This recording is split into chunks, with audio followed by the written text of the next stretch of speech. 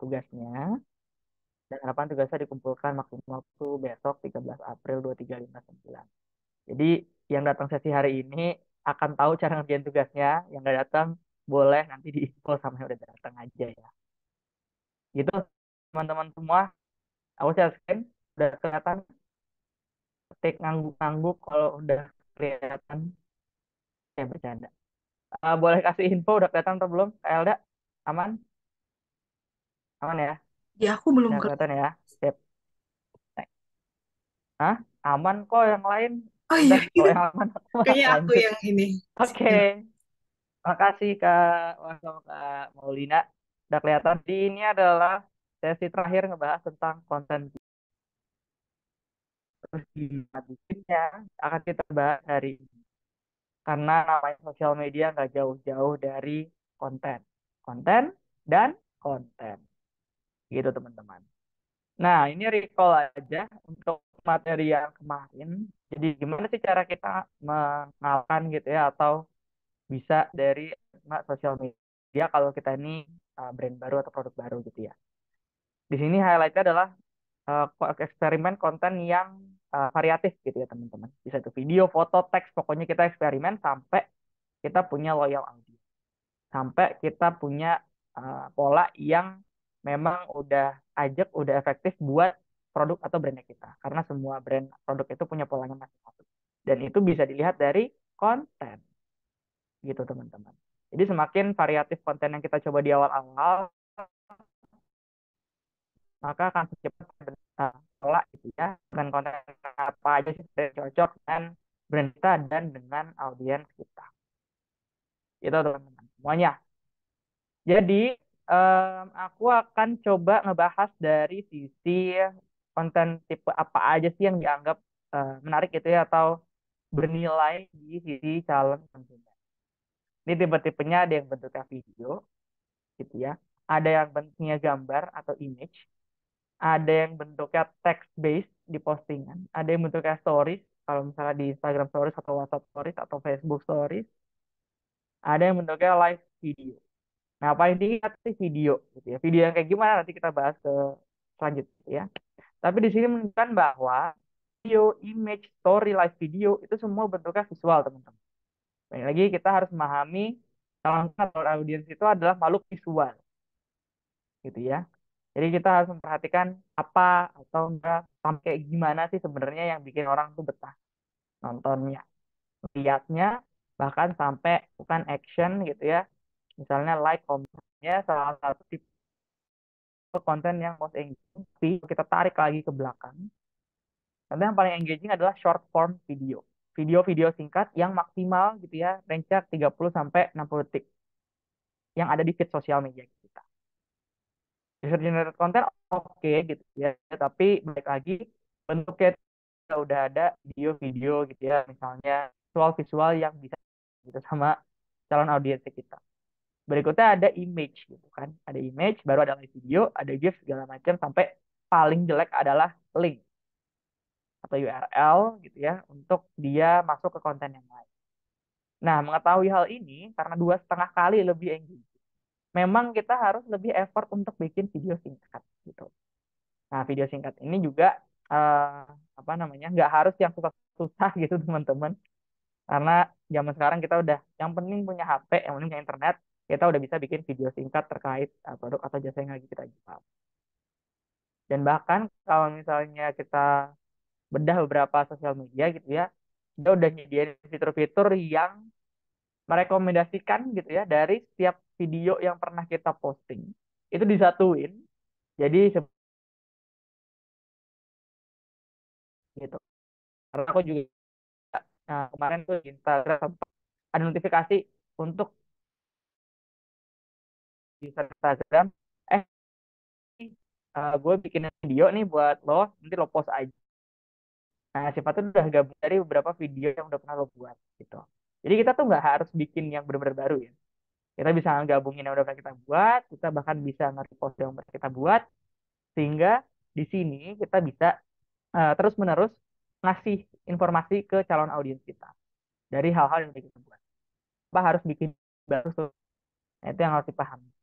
Jadi mungkin misalnya seminggu kita cukup bikin 2 video, nah itu bisa kita pakai sampai sebulan karena bisa di recycle, bisa dikompilasi, bisa di-cut terus digabungin lagi gitu. Jadi nggak harus bikin video baru atau tweet dulu. Gitu teman-teman semuanya. Nah, sekarang gimana sih cara bikin konten yang engaging? Semua itu akan bermuara di tingkah gitu ya, di perencanaan kita terhadap konten-konten yang mau kita buat. Kontennya kayak gimana, topik-topiknya, terus objektif aja, nah nanti kita bahas hari ini. Jadi, ini ada top bahasan untuk tujuan sesi hari ini. Satu, pemahaman tentang konten pilar.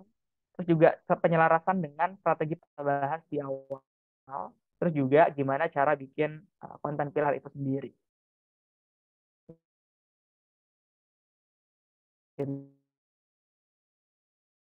Belum masuk. Nah, bagian satu tentang konten pilar. Nah, di sini teman-teman boleh ketik satu yang tahu, lihat dulu eh, yang udah paham gitu ya. Satu udah pernah, dua belum pernah dengar istilah konten pilar. Oke, dua, dua, dua, dua, dua. Satu oke udah pernah, ada yang pernah. Nice, nice, nice. Thank you, teman-teman. Jadi simpelnya konten pilar itu adalah memposting atau menyajikan hal-hal yang audiens kita itu peduli atau pengen lihat dan hal-hal yang kita pengen kasih lihat. Jadi itu beririsan. Jadi audiens kita identify dulu mereka tuh suka butuh hal kayak gimana sih atau pengen lihat hal-hal yang kayak gimana. Dan brand kita atau produk kita itu pengen menyampaikan pesan yang seperti apa. Nanti kalau ada irisannya, barulah bisa bikin konten pilar yang efektif. Karena di sini konten pilar itu adalah fondasi ya, fondasinya kita sebagai brand atau yang punya produk atau yang punya jasa, supaya hal-hal yang kita sampaikan itu benar-benar 100% diterima artinya gitu ya sama si audiensnya kita. Jadi nggak ada yang namanya miskomunikasi, minim lah miskomunikasi. Dan audiens kita tuh ngerti apa yang kita sampaikan itu ternyata menjelaskan misalnya produk kita gitu, nggak menjelaskan hal yang lain gitu. Jadi konten pilar itu adalah irisan tadi ya. Kita harus tahu dulu audiens itu pedulinya atau sukanya nonton konten yang kayak gimana. Dan brand kita atau produk kita itu pengen menyampaikan hal-hal apa aja nih ke audiens tadi. Setelah ada dua list tadi, baru kita kalau dapat irisan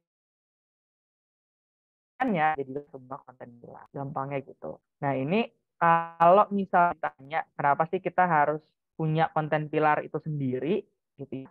Karena satu, yang beli itu kan sebenarnya audiens. Jadi bagi kita harus menyesuaikan dengan kebutuhan audiens. Kalau kita enak ketika konten-konten itu diserap atau diterima audiens tadi. Yang kedua, membesar kan konversi ya. Konversi itu nggak cuma ke penjualan, tapi bisa aja konversi dari awareness ke misalnya interest kita. Nanti bisa juga interest ini bentuknya bisa action-action tadi kayak like, comment, share, bahkan masukin ke keranjang itu juga termasuk konversi. Jadi semakin oke konten kita, semakin sesuai konten kita dengan yang dibutuhkan oleh audiens, kemungkinan besar itu akan meningkatkan konversi kalau bisa maksimal sampai ke penjualan. Bahkan lebih oke lagi sampai dia beli lagi, beli terus putus-putus gitu.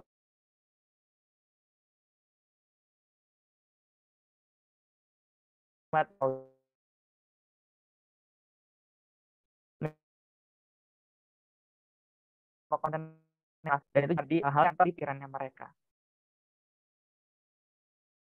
Relatable, semakin dengannya akan semakin kuat juga identitas kita di otaknya mereka gitu. Nah, yang terakhir adalah efisiensi waktu dalam membuat konten. Banyak banget, ini termasuk aku sendiri, eh, orang-orang yang selalu kebingungan kayak kita mau bikin konten apa ya, mau bikin konten yang kayak gimana ya. Nah, di sini konten creator tuh akan mengarahkan kita, memudahkan kita untuk milah-milah konten apa yang akan kita buat gitu. Jadi mengurangi waktu yang kita butuhkan untuk mikirin kira-kira konten apa yang oke buat produk atau brand kita. Gitu teman-teman. Nah, manfaat-manfaat ini harapannya bisa nanti teman-teman dapatkan kalau misalnya sudah mengimplementasikan yang namanya konten pilar tadi. Oke. Nah, ini adalah tipe-tipe konten pilar. Jadi kalau dibilang konten pilar itu tuh punya beberapa tema gede gitu ya, tema gede. Sehingga kita bisa, kalau misalnya dalam satu tema gede punya beberapa tipe konten. Nah, tema-tema gede inilah yang harus kita perhatikan gitu ya, sebelum kita masuk ke detail konten-konten apa yang kita buat. Karena sosial media itu, seperti yang udah pernah aku sampaikan, punya algoritma tersendiri. Kayak misalnya relevansi, resensi gitu ya. Hubungan antara satu konten dengan konten yang lain itu nyambung atau enggak. Makin konten itu nyambung, berarti makin tinggi si sosial media ini akan melihat kita dan mempromosikan kita. Nah, tipe pertama itu ada konten-konten yang sifatnya education ya, teman-teman. Sesuai dengan namanya juga edukasi, artinya kita membuat konten yang bentuknya informatif ke calon konsumen kita, supaya mereka tahu brand produk yang lagi kita ada fiturnya, ada ajaknya kayak manfaatnya apa aja kalau misalnya mereka pakai kayak gitu. Makanya sifatnya edukasi, memberikan pemahaman gitu ya terhadap calon audiens dari produk-produk. Kalau misalnya bagi minimalisir persepsi dari calon audiens terhadap persepsinya ke produk kita gitu. Jadi misalnya audiens itu karena udah pernah dapat konten yang sifatnya education, kalau misalnya brandnya Oman misalnya, oh dia jualannya alat rumah tangga misalnya kayak gitu, atau misalnya brand itu jualannya ya pakaian, fix sosial itu, nah edukasinya cukup satu. Nah, berikutnya ada konten pilar yang tipenya promotion. Ini sesuai nama judulnya ya, promotion. Jadi ngasih penawaran-penawaran yang spesial, yang nggak sifatnya nggak umum gitu ya, atau nggak rutin ke calon konsumennya atau ke calon audiensnya. Bisa sifatnya kayak ngasih diskon, ngasih banding, ada promo limited edition, dan lain-lain yang sifatnya itu spesifik, spesial, khusus.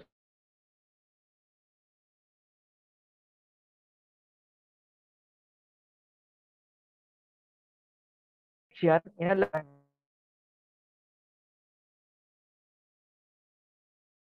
kita gitu ya. Jadi kalau ada audiens nonton satu konten terus dia ngerasa ini gue banget, nah itu adalah tipe-tipe konten yang connection gitu. Nah, yang keempat ini yang paling obvious atau paling jelas, yang paling sering kita lihat, sifatnya entertainment, hiburan. Ngebuat kita itu ngerasa terhibur, ngerasa ya senang gitu ya, atau ngerasa terbahak-bahak ketika lihat konten ini. Nah, itu tipe-tipenya entertainment gitu. Dan biasanya orang-orang pakai konten entertainment ini untuk tingkatin awareness yang tinggi banget gitu. Yang penting orang ini ketawa, yang penting orang ini merasa itu adalah sebuah konten yang sifatnya promosional. Nah, kalau ini brand lagi jualan. Nah, biasanya di covernya sama konten-konten yang menghibur. Paling simpel kayak gimana konten-konten menghibur? Teman-teman tahu kan kalau misalnya iklan sirup yang paling baru ini kayak film yang niat banget bentuknya. Nah, itu contoh konten entertainment yang menghibur gitu ya. Dan itu akhirnya ketika sangat amat menghibur, padahal di situ nggak ada education produknya, nggak ada promosi apa-apa gitu ya, nggak relate juga, tapi karena menghibur banget, akhirnya itu bisa ngebikin calon konsumen, calon audiens tuh nyebarin si konten tadi tanpa diminta gitu. Nah, untuk menemukan konten-konten yang sifatnya menghibur ini memang kita balik lagi butuh riset, riset dan riset ya. Yang mana yang paling cocok dengan audiens misalnya gitu. Karena banyak entertainment yang menurut kita itu menghibur tapi menurut audiens itu kurang gitu, atau tidak menghibur sama sekali. Nah, berikutnya ada konten yang sifatnya inspirational, menggugah, menggerakkan hati kita gitu ya, supaya kita tuh punya gambaran gitu ya terhadap brand ini, bahwa oh kita kalau pakai brand ini inspirasi gitu ya, nggak cuman manfaat secara fitur, tapi di luar itu ada manfaat-manfaat lain yang bisa menginspirasi kayak gitu. Nah, di sini juga biasanya kita kasih storytelling, cerita dari zero to hero gitu ya. Dari kalau misalnya kita pakai konteks Gojek dan Grab, biasanya cerita-cerita driver diangkat gitu ya. Biasanya yang diangkat adalah, oh ini meningkatkan perekonomian para driver. Kan ngasih inspirasi-inspirasi ke orang-orang yang nonton, ternyata memang Gojek itu selain dipakai sama kita sebagai konsumen, dia juga memberikan manfaat ke driver-driver atau orang-orang yang ada di jalan. Nah, tipe-tipe konten yang kayak gitu disebut dengan konten-konten inspirasi. Mas Oman, kalau misalnya di luar konten pilar ini, bisa juga nggak sih? Bisa aja. Gitu. Yang penting ini adalah tema gedenya dulu. Tema gedenya dulu sebelum kita nanti breakdown ke tema-tema yang lebih detail lagi. Gitu ya, teman-teman. Kalau misalnya kita belum tahu tema gedenya, khawatirnya kita udah bikin konten-konten banyak tapi nggak berhubungan satu sama lain. Nggak ada benang merahnya. Sehingga si sosial media tadi jadi ngerasa bingung. Ini sebenarnya brand atau produk pengennya apa sih gitu ya. Pengen menyampaikan apa sih ke calon audiens ya. Nah, kalau sosial media udah bingung, nanti akan berdampak kepada balik lagi engagement rate, matriks-matriks yang udah kita set kok jauh banget hasilnya dari yang kita harapkan. Nah, itu biasanya terjadi kalau konten pilar ini tidak disusun, terutama konten pilar di sosial media. Gitu teman-teman semuanya. Nah, baik lagi aku mengingatkan kalau misalnya ada yang mau bertanya silahkan. Kalau misalnya ada yang mau potong juga boleh untuk diskusi. Nah, sekarang aku coba cek ke teman-teman semua, boleh tulis di kolom chat gitu ya. Untuk tipe konten-konten pilar yang ada di depan teman-teman, misalnya yang paling kiri dulu, yang warna pink. Menurut teman-teman, yang warna pink ini tipe konten pilarnya apa? Gitu. Satu aja, misalnya. Yang si Martha Tila Art Shop belewah dijadiin es, silang belewah dijadiin body mist. Checklist. Ini menurut teman-teman konten pilarnya apa? Education, apalagi kira-kira? Yang digambarkan oleh si Martha Tila Art Shop. Education. Gak ada jawaban di luar education? Edukasi. Oke, edukasi. Baik, boleh di misalnya ini Mas Fadel Raditya. Kenapa ngejawab edu? Boleh open mic dikit? Karena di situ dia ngejelasin soal ingredients dari produknya, ada mengandung vitamin-vitamin, ekstrak, buah ini, buah itu gitu sih Mas. Kayak lebih ngasih edukasi bahwa produk ini bermanfaat dan ada kandungan-kandungan bahan alami dalamnya. Kayak gitu sih Mas. Oke, thank you, Mas Fadel. Appreciate the answer. Betul banget ya teman-teman. Di sini udah clear banget. Ini ada foto produk, apalagi ya. Udah ada foto produknya. Dia udah ngejabarin juga isi-isi dari produknya. Bahkan dia udah punya hook di atas gitu ya. Mungkin karena bulan Ramadan apalagi. Dia bisa menghubungkan si belewah tadi yang biasanya cuma ada di bulan Ramadan rame-ramenya yang dijadiin es, tapi ini enggak. Ini belewahnya dijadiin body mist. Jadi di hook sebagai judul itu udah ada, terus habis itu di fotonya udah dijelasin juga isinya adalah kandungan-kandungan yang alami gitu ya teman-teman. Ini contoh yang pertama. Sekarang kita cek contoh yang kedua, teman-teman. Contoh kedua, ini tipe konten pilar apa? Ini punya Binar Akademia anyway, teman-teman. Di situ ada Stroke, Core Silver, Binar, Business Development 0 rupiah, UI UX 0 rupiah, Backend JavaScript 0 rupiah. Menurut teman-teman, konten yang di tengah itu sifatnya apa? Oke, promotion, promo. Waduh. Oke, siap. Ini semua kayak sepakat pada jawabnya promotion ya.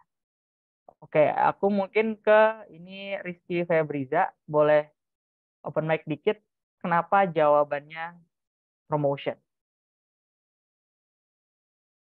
Halo, Rizky. Halo, Kak. Oh ya, silakan Kak Rizky. Kenapa jawabannya promotion?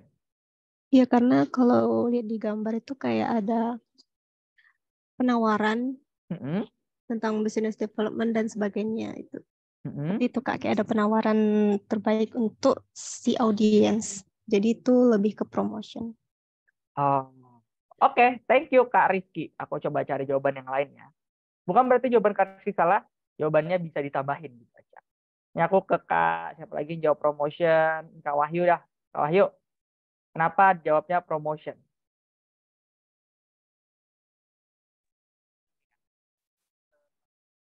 Ya, nggak ini suaranya hilang Kak Wahyu. Nggak masuk Kak. Halo? Oh, ada kecil banget tapi. Halo, kedengeran nggak Kak? Nah, aman. Lanjut, gimana? Oke. Aku milihnya konten promotion soalnya kayak di situ udah jelas sih. Ada kayak misal tadi ada business development dan semacamnya itu. Nah itu harganya 0 rupiah. Dan itu di paling bawah itu ada dikasih tahu juga geser buat tahu caranya bagaimana mendapatkan kurs itu dengan harga 0 rupiah. Kayak gitu sih Kak. Oke, thank you Kak Wahyu. Pamuji. Ya benar banget. Jadi tadi dari Kak Rizky dan Kak Wahyu itu memang udah menjelaskan gitu ya. Ini ada stroke ceritanya, stroke. Kalau misalnya kita belanja kan kita suka dapat stroke buat bayar ya. Tapi stroke ini isinya ada list hal-hal yang harus dibayar tapi nol. Jadi emang sifatnya ini promosional karena mau ngasih sesuatu yang tidak biasa gitu ya, atau sesuatu yang spesial. Dan di sini juga ada CTA-nya atau call to action-nya, yaitu geser buat tahu caranya. Gitu teman-teman. Ini promotion. Sekarang yang terakhir, yang si marhaban ya Ramadan. Menurut teman-teman, ini tipe konten yang apa coba? Konten pilarnya. Marhaban ya Ramadan, connection, connection, connection. Ya, ada apa lagi? Entertainment, boleh. Apalagi? Connection, connection. Balik, aku coba yang udah jawab connection dulu ya.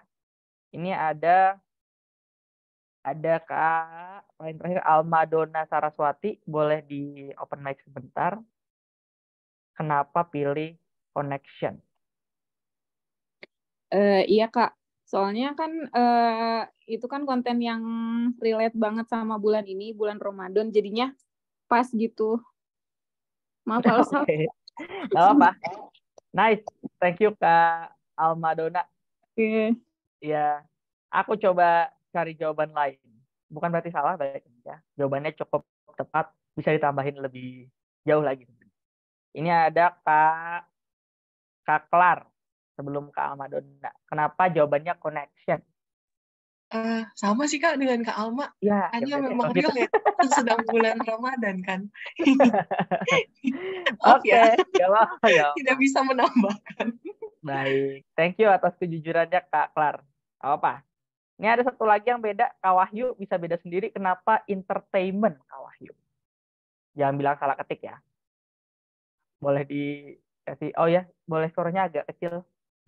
Ya aku barusan kayak baru mikir lagi sih Kak, kayak itu karena tadinya ada, kalau aku ngelihat di fotonya tuh karena poinnya itu mendapatkan perhatian ke audiens. Nah cuman aku kayaknya nggak connect masalah ini nih, harusnya konten hiburan. Kayaknya belum terlalu cukup menghibur sih untuk konten ini.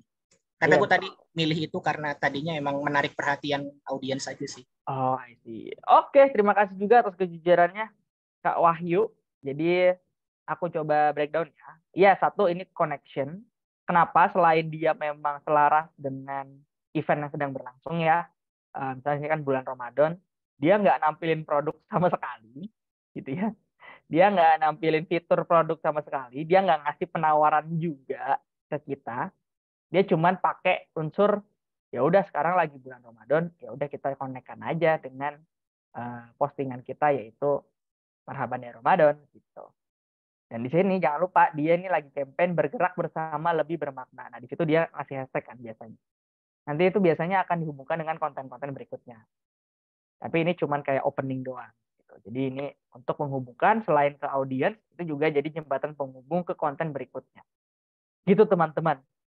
Sampai sini konten pilar ini apakah pengantarnya sudah cukup clear? Kalau ada yang bertanyakan silakan.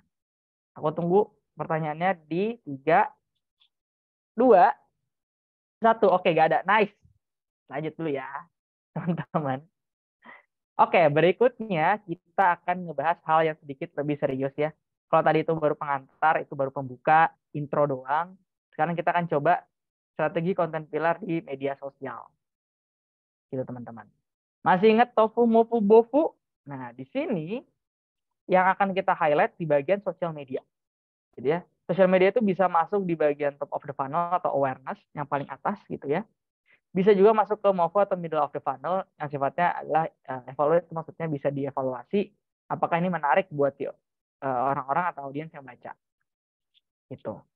Jadi sehingga kita juga harus perhatikan bahwa sosial media ini adalah sesuatu yang penting yang perlu kita desain, kita rencanakan sebelum kita eksekusi publish ke calon audiens kita atau calon target market kita. Gitu. Nah, di sini kalau kita lihat dari sisi objektif dan dari sisi strategi, itu bisa kita pecah jadi 2. Jadi sosial media yang sifatnya awareness tuh bisa kontennya tipenya apa aja. Kalau yang sifatnya adalah ngebangun interest dan desire supaya kita bisa evaluate. itu apa aja dan tipe-tipenya kayak gimana aja. Nah, jadi di sini aku kasih coba gambaran dikit ya teman-teman. Kalau tadi masih ingat di bagian objektif dan di bagian funnel-nya juga, ini biasanya konten pilar template sederhananya kayak gini ya teman-teman. Kita bikin dulu objektifnya. Kalau teman-teman ingat, definisi objektif adalah milestone yang ingin dicapai gitu ya.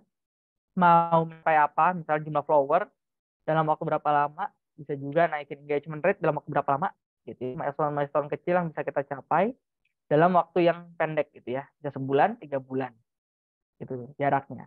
Nah, terus habis itu aktivitas yang kita lakukan tuh apa aja, gitu.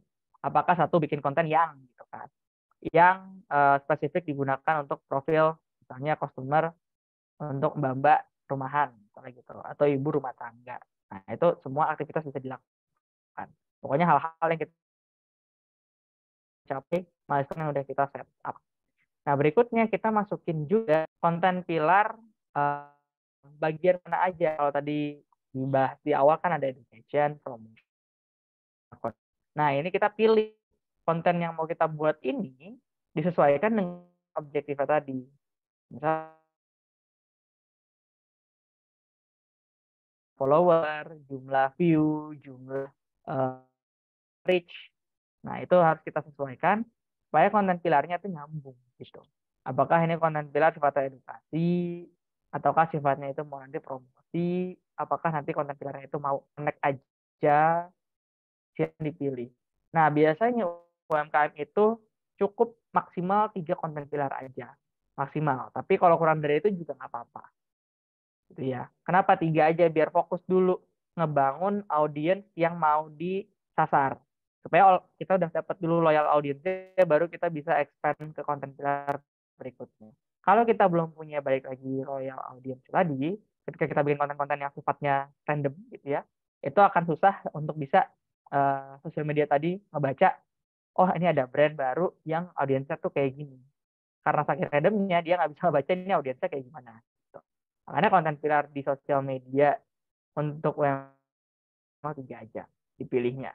Nanti di bawahnya itu akan masuk ke dalam referensi konten. Jadi kalau kita belum punya desain konten yang jelas gitu ya, tapi kita bisa punya konten pilarnya, nah kita coba cek aja ke kompetitor. Atau ke hal-hal yang lagi ngetren aja. Terus kita coba analisis, ini tuh masuknya konten pilar yang mana. Kalau cukup rame gitu ya, atau cukup engaging, kita bisa masukin sebagai referensi konten. Di situ. Jadi kita nggak harus udah ada dulu kontennya. Yang penting yang kita udah punya referensinya, sehingga kita kegambar, kalau kita buat, nanti hasil jadinya tuh kayak gini loh. Gitu. Karena kalau kita belum ada bayangan sama sekali, biasanya tuh nggak akan mulai-mulai gitu teman-teman. Nggak akan mulai dalam artian kita cuma kebingungan mau pakai konten apa atau mau bikin kontennya kayak gimana. Jadi ini adalah satu step sebelum kita tahu konten apa yang akan kita buat, yaitu kita cari dulu referensi kontennya. Clear ya? Jadi kalau boleh diurutin, objektifnya dulu, hal-hal yang mau kita capai dalam waktu dekat dulu, ada angkanya pasti, ada waktunya pasti, terus strateginya mau seperti apa, gitu ya, mau dimasukin ke sosial media yang mana, mau di-upload kapan, itu juga masuk ke strategi, mau dibuat apa namanya, video pendek atau panjang, foto atau video, itu juga masuk ke strategi. Nah, nanti konten pilarnya kita bisa pilih. Tadi ya, maksimal 3 kalau UMKM, gitu teman-teman. Tapi kalau di sini aku kasih contohnya 2. Milestone itu MS Project bukan ya? Maksudnya gimana nih Kak Nuri? Izin. Iya, silakan Kak. Setahu saya ketika kita ada project gitu, anak teknik sipil sama manajemen IT bikin rangkaian milestone-nya pakai MS Project. Ya makanya aku tergelitik, ini tuh milestone yang kayak apa contohnya gitu. Oh, bukan milestone yang kayak MS Project ya Mbak Nuri. Tapi bayangin aja kita punya goals gede ya, yang seperti kita bahas di awal-awal. Nah, misalnya goals itu kan sifatnya abstrak ya. Tapi kita tahu hasil akhirnya tuh seperti ini. Gitu. Misalnya kita mau jadi sosial media brand makanan gitu ya, jualannya tempe nomor 1 di kota Bandung. Nggak tahu nih kapan akan tercapai gitu kan. Tapi pokoknya goals gedenya kayak gitu. Nah, itu kita breakdown di objektifnya untuk mencapai ke sana gitu ya. Untuk menjadi produk makanan tempe nomor 1 di Bandung tuh kita harus melalui apa dulu nih goals kecilnya. Jadi di breakdown tadi. Mas Tony, misalnya di bulan pertama kita harus punya ini. Di bulan kedua kita harus udah ada ini, tercapai ini gitu ya. Nanti di 1 tahun kita harus sudah tercapai ABCD. Nah, itu maksudnya milestone yang aku lagi bahas. Gitu sih, Mbak Nuri. Semoga kegambar ya. Makasih. Iya, sama-sama. Ya, thank you Mbak Klar sama Mas Agil. Ya, jadi kita nge-breakdown dulu si goals today-nya jadi objektif kecil-kecil tadi supaya kita tahu pencapaian kita tuh apakah sudah mendekati ke goals besarnya tadi. Gitu, teman-teman. Iya, bisa kayak gitu Mbak Clara. Mbak Klar. Takut salah aku. Thank you atas pertanyaannya juga Mbak Nuri. Jadi di sini kita harus bisa ngecang juga ya teman-teman, atau memilah-milah dipecah-pecah gitu ya, untuk bisa masukin sampai ke ranah konten pilar tadi. Mecahnya dari goals, habis itu objektif, strateginya, gitu ya, habis itu baru ke konten pilar. Gitu teman-teman. Nah, aku next dulu ya, kasih contoh sederhana misalnya. Ini ada objektif menambahkan follower Instagram, ini masuknya ke awareness ya teman-teman. Dari 100 jadi 1000 dalam waktu 3 bulan. Nah, di objektif ini kita harus cek dulu nih, apakah itu achievable gitu ya, ataukah itu memungkinkan untuk dicapai dalam 3 bulan. Cukup challenging kah? Atau terlalu rendah kah? Gitu ya. Itu bisa dilihat dari historical datanya kita. Kalau misalnya kita udah pernah mencapai itu sebelumnya, berarti ini mungkin untuk dicapai lagi. Atau kalau misalnya kita ngerasa pertumbuhan atau perkembangan dari jumlah followernya itu cukup signifikan dari 2 bulan ke belakang, kalau kita naikkan 10 kali lipat itu masih mungkin gitu misalnya. Tapi balik lagi ini kita yang mampu menilai ini achievable atau enggak. Kalau teman-teman tahu metode SMART itu bisa dipakai untuk objektif yang spesifik, measurable gitu ya, achievable, terus ada time bound juga gitu ya, terus nanti itu bisa dijadikan objektif. Nah, strateginya ini ngasih contoh aja, ngasih konten sesuai tren produk yang dijual. Ini aku ngasih contoh produknya kita jualan sambal ceritanya. Ini referensinya doang. Jadi teman-teman, ini bukan konten yang dibuat, tapi inilah konten referensi yang diambil kalau misalnya kita mau bikin konten. Nah, di sini aku ngasih contoh produk kita ceritanya sambal. Nah, di sini tren-tren apa aja sih konten-konten yang berhubungan sama sambal gitu. Nah, ini aku ambil konten pilar yang mau diangkat adalah inspiration sama entertainment. Karena kita goalsnya, bukan goalsnya, objektifnya adalah si awareness nambah follower, kita harus bisa ngebuat orang itu terhibur dulu untuk nge-follow akun kita dulu supaya dia menunggu konten hiburan berikutnya. Dan menginspirasi juga harapannya gitu ya, menginspirasi juga supaya mereka tetap follow gitu ya untuk nonton konten kita berikutnya. Gitu. Nah, di sini aku ngasih contohnya adalah masak sambal ratusan kilo. Kalau ngeliat trennya, biasanya yang sambal-sambal gini, dia punya tipe banyak gitu ya. Maksudnya banyak dalam artian makan sambalnya banyak, masak sambalnya banyak, bawa sambalnya juga banyak, segala macam. Pokoknya yang penting kelihatannya banyak. Gitu. Nah, di sini aku ngambilnya masak sambal ratusan kilo sebagai contoh referensi ya, yang akan aku gunakan sebelum aku bikin konten. Gitu. Nah, di sini referensi itu bisa dipakai lebih daripada satu konten pilar, teman-teman. Jadi satu konten itu bisa mengandung beberapa konten pilar. Yang penting, baik lagi, bisa membuat si sosial media follower kita atau misal calon audiens sosial media kita itu ngerti kalau konten itu menghibur, ngerti kalau konten itu menginspirasi, yang kemudian melakukan action berikutnya kalau di sini adalah nge-follow. Kalau di sini ya. Nah, di sini kalau mungkin aku nggak ada videonya untuk ditampilin, tapi isi dari kontennya adalah sesuai judulnya, dia akan masak sambal ratusan kilo. Kenapa dia masak sambal ratusan kilo? Karena orderannya banyak banget gitu. Jadi dia harus punya stok banyak gitu ya. Dan di sini dia dibantu oleh 2 orang perempuan. Gitu. Jadi ini ada juru masaknya dan orang yang di tengah ini adalah si pemiliknya gitu ya. Mereka bertiga bikin konten untuk masak sambal ratusan kilo. Nah, kemudian di dalam videonya juga dia cerita gitu ya. Dari mulai dia kasih inspirasi gitu ya, dari mulai dia buka usaha, diremehin sama orang, ya standar lah. from zero to hero gitu. Habis itu dia jualan sambal sampai sekarang dia udah bisa punya karyawan gitu ya. Punya juru masak sendiri gitu. Udah banyak yang beli.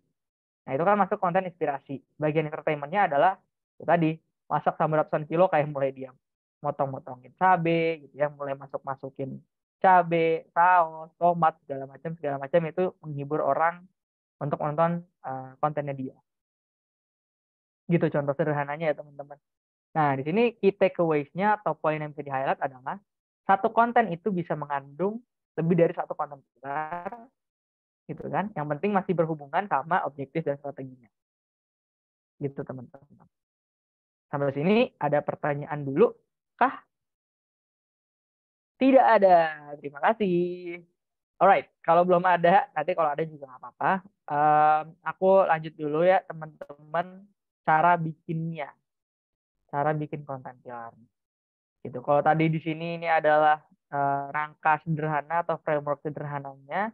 Sekarang kita cara bikin konten pilar. Gitu. Di sini pertama kita harus tentuin dulu bisnis objektif ya tadi. Gitu ya.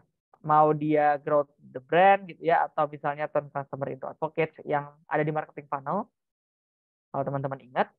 Nah, habis itu kita masukin itu ke sosial medianya kita. Nah, sosial media itu kan bisa sampai ke level tadi MOVU ya, atau middle of the funnel yang paling masuk akal gitu ya. Nah, di sini kalau kita udah tahu sosial media goals ya, misalnya untuk grow the brand, biasanya itu pasti awareness.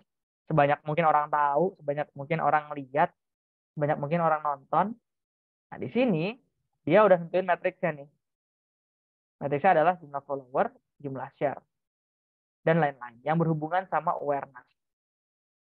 Gitu teman-teman. Jadi harus selaras juga bisa objektif sama social media goals ya, terus juga ada matriksnya juga. Gitu. Nah, yang kedua ini misalnya turn customers into advocates gitu kan. Kalau misalnya teman-teman ingat, advocates itu adalah orang-orang yang merekomendasikan gitu. Kadang-kadang yang lucunya adalah ada orang yang nggak pernah nyoba produknya, cuma nonton kontennya aja, itu udah merasa bisa merekomendasikan ke orang lain. Ini kayak cocok deh buat lo gitu, atau kayaknya sesuai deh dengan kondisi kita gitu misalnya ya, atau kayaknya ini bisa ngebantuin masalah yang lagi lo alami gitu ya, segala macam. Walaupun itu baru dia nonton kontennya doang, baru dia ngeliat kontennya doang. Jadi walaupun kita udah tahu ada funnel structure gitu ya, tapi kita bisa bikin konten-konten yang sifatnya membuat orang itu tergerak merekomendasikan ke orang lain walaupun dia belum pernah pakai, walaupun dia belum pernah nyoba sendiri. Gitu. Nah, di sini sosial medianya goalsnya adalah engagement, karena sifatnya apa? Sifatnya itu belum beli gitu ya. Baru like, baru komen, baru share gitu ya. Baru sebatas ngasih tahu, ngasih lihat aja. Makanya di sini matriks yang dipakai itu adalah jumlah komentar, jumlah like, sama mention. Nah, ini adalah keajaiban sosial media yang juga kita harus pahami. Nggak usah orang beli, yang penting orang nonton konten kita. Nah, dari situ dia bisa ngerekomendasiin ke orang lain. Nah, berikutnya yang pasti adalah drive lead sama sales ya, teman-teman. Ngumpulin potensial lead atau pembeli untuk nanti bisa ada transaksi yang terjadi. Gitu. Biasanya di sini karena sosial media goals ada conversion, yang tadi orang-orang udah tertarik, udah aware, udah interest gitu ya. Nah, mereka ini harus udah melakukan aktivitas lain satu langkah gitu ya, mendekati dengan penjualan. Misalnya apa? Ngeklik website. Karena di sosial media kan emang nggak bisa langsung transaksi. Gitu teman-teman. Jadi emang biasanya ada link-link yang menghubungkan ke marketplace. Link-link yang menghubungkan ke website kita. Link-link yang menghubungkan ke email kalau misalnya dia mau daftar. Gitu. Nah, di sini harapannya juga konten-konten ini emang udah pasti kita yang ngarahin sih. Di awal nanti mungkin kita kasih hook dulu, yang penting orang lihat, nanti di akhir kita kasih call to action-nya, misalnya dia bisa langsung klik website berikut gitu ya, atau klik link marketplace kita kalau misalnya tertarik untuk beli, atau kalau misalnya dia mau jadi member bisa jadi klik link untuk mendaftar email gitu. Nah, ini juga bisa dijadikan sebagai objektif dan juga goals. Nah, berikutnya ada improve customer retention. Jadi emang orang ini udah beli, dan kita ngebuat dia pengen beli lagi dan membuat orang lain itu direkomendasikan juga produknya sama dia. Nah, tipe-tipe kontennya pastinya testimonial ya, teman-teman.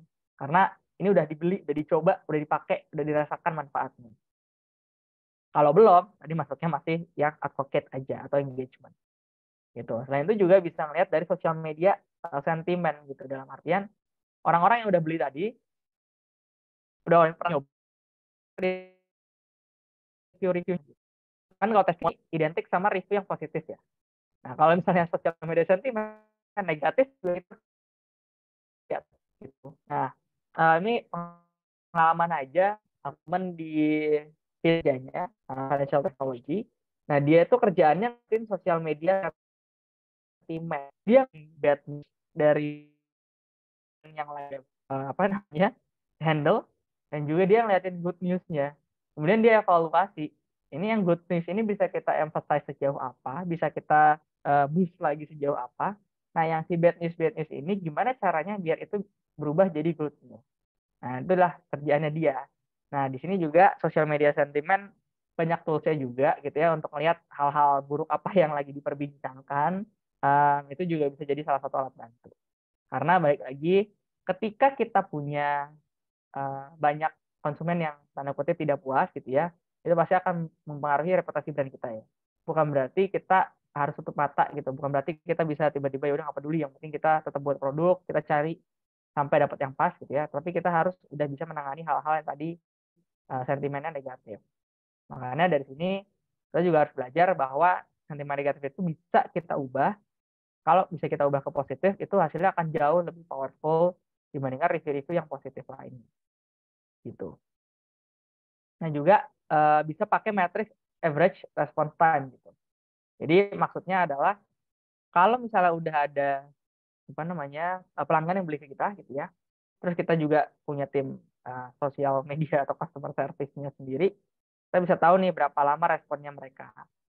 Makin cepat respon yang kita kasih terhadap pelanggan yang loyal, ya balik lagi makin puas mereka untuk beli lagi ke kita.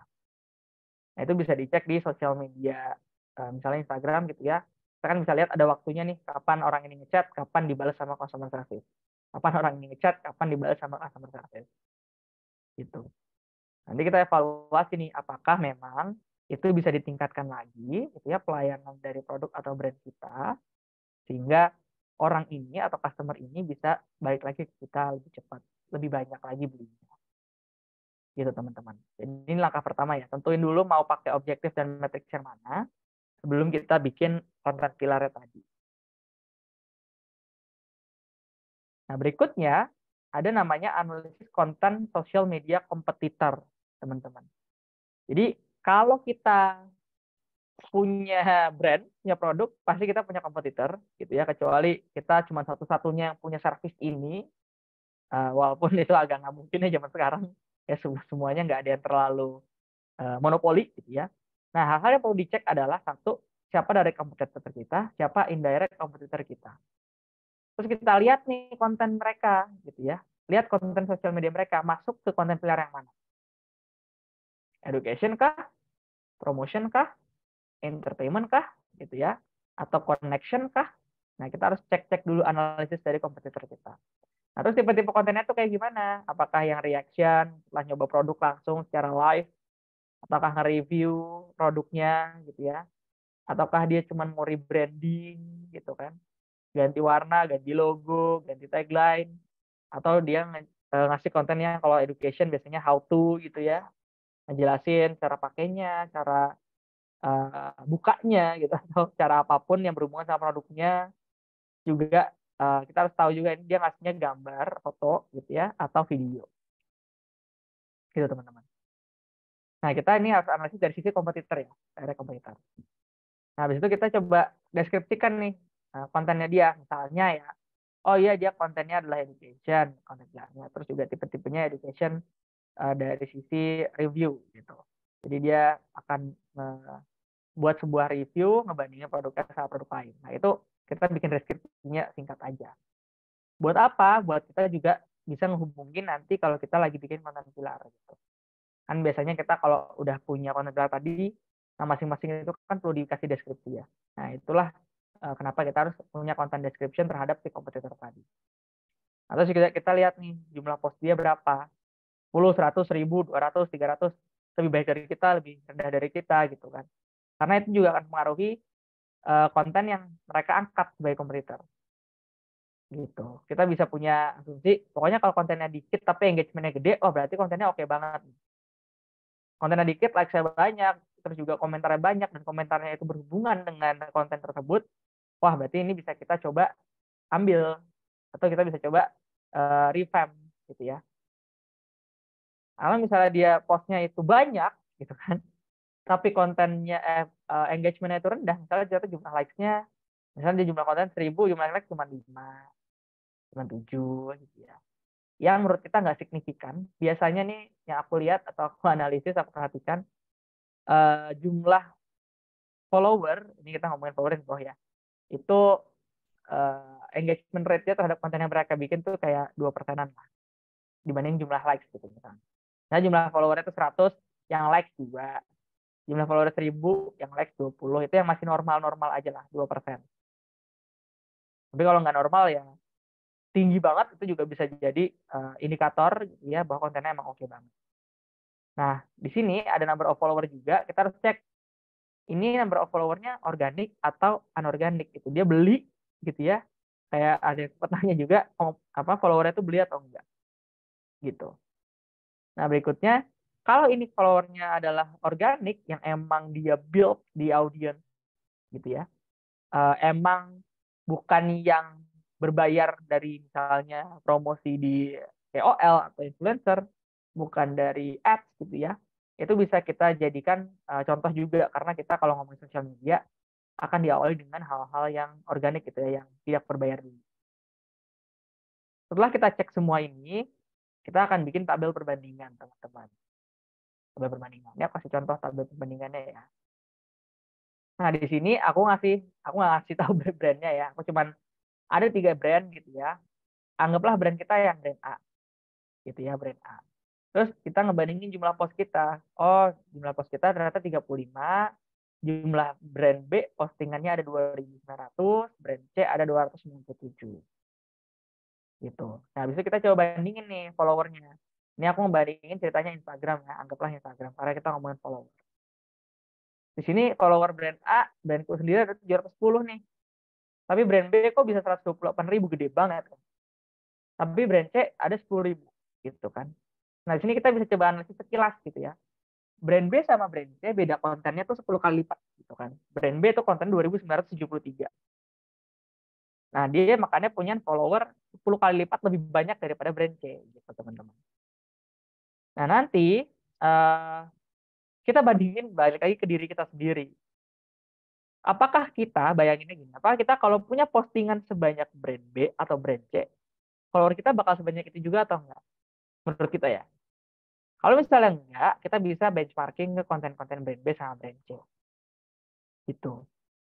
Karena di sini yang mau kita analisis adalah konten pilar yang dipakai 2 brand tadi, supaya kita bisa adaptasi ke konten pilar yang akan kita gunakan.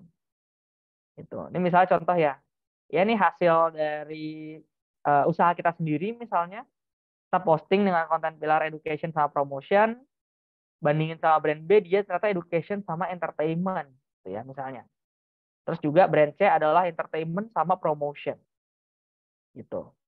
Nah, kalau udah kita bandingin gini, apakah balik lagi kita itu akan coba adaptasi dari brand B dan brand C misalnya, udah kita kayaknya entertainment sama promotion kira-kira oke nggak ya? Nah, kita evaluasi lagi, kita eksperimen lagi. Jadi dunia ini penuh dengan eksperimen, apalagi sosial media. Gitu, teman-teman. Nah, berikutnya ada tipe konten terakhir. Aku sih biasanya ngambil sebulan terakhir. Gitu ya. Konten-konten brand B sama brand C itu kayak gimana sih? Misalnya di sini aku ngasih contoh, oh ternyata ada Hari Ibu nih. Oh ternyata ada reaction video nih. Oh ternyata ada interaktif video juga misalnya. Dimana misalnya bentuknya audiens bisa berinteraksi sama kontennya, misalnya Q&A gitu ya. Misalnya milih-milih foto atau produk mana yang kira-kira kalau dikasih giveaway akan mereka ambil gitu. Yang interaksinya bisa dilihat dari komentarnya ya. Gitu. Nah, kalau brand C, oh ternyata dia ada promo Natal gitu. Terus juga, oh ternyata dia ada ngenalin rasa baru gitu kan. Itu yang 1 bulan terakhir konten. Dibandingkan konten kita. Misalnya, oh ternyata konten terakhir kita adalah rebranding sama story. Story itu maksudnya Instagram story.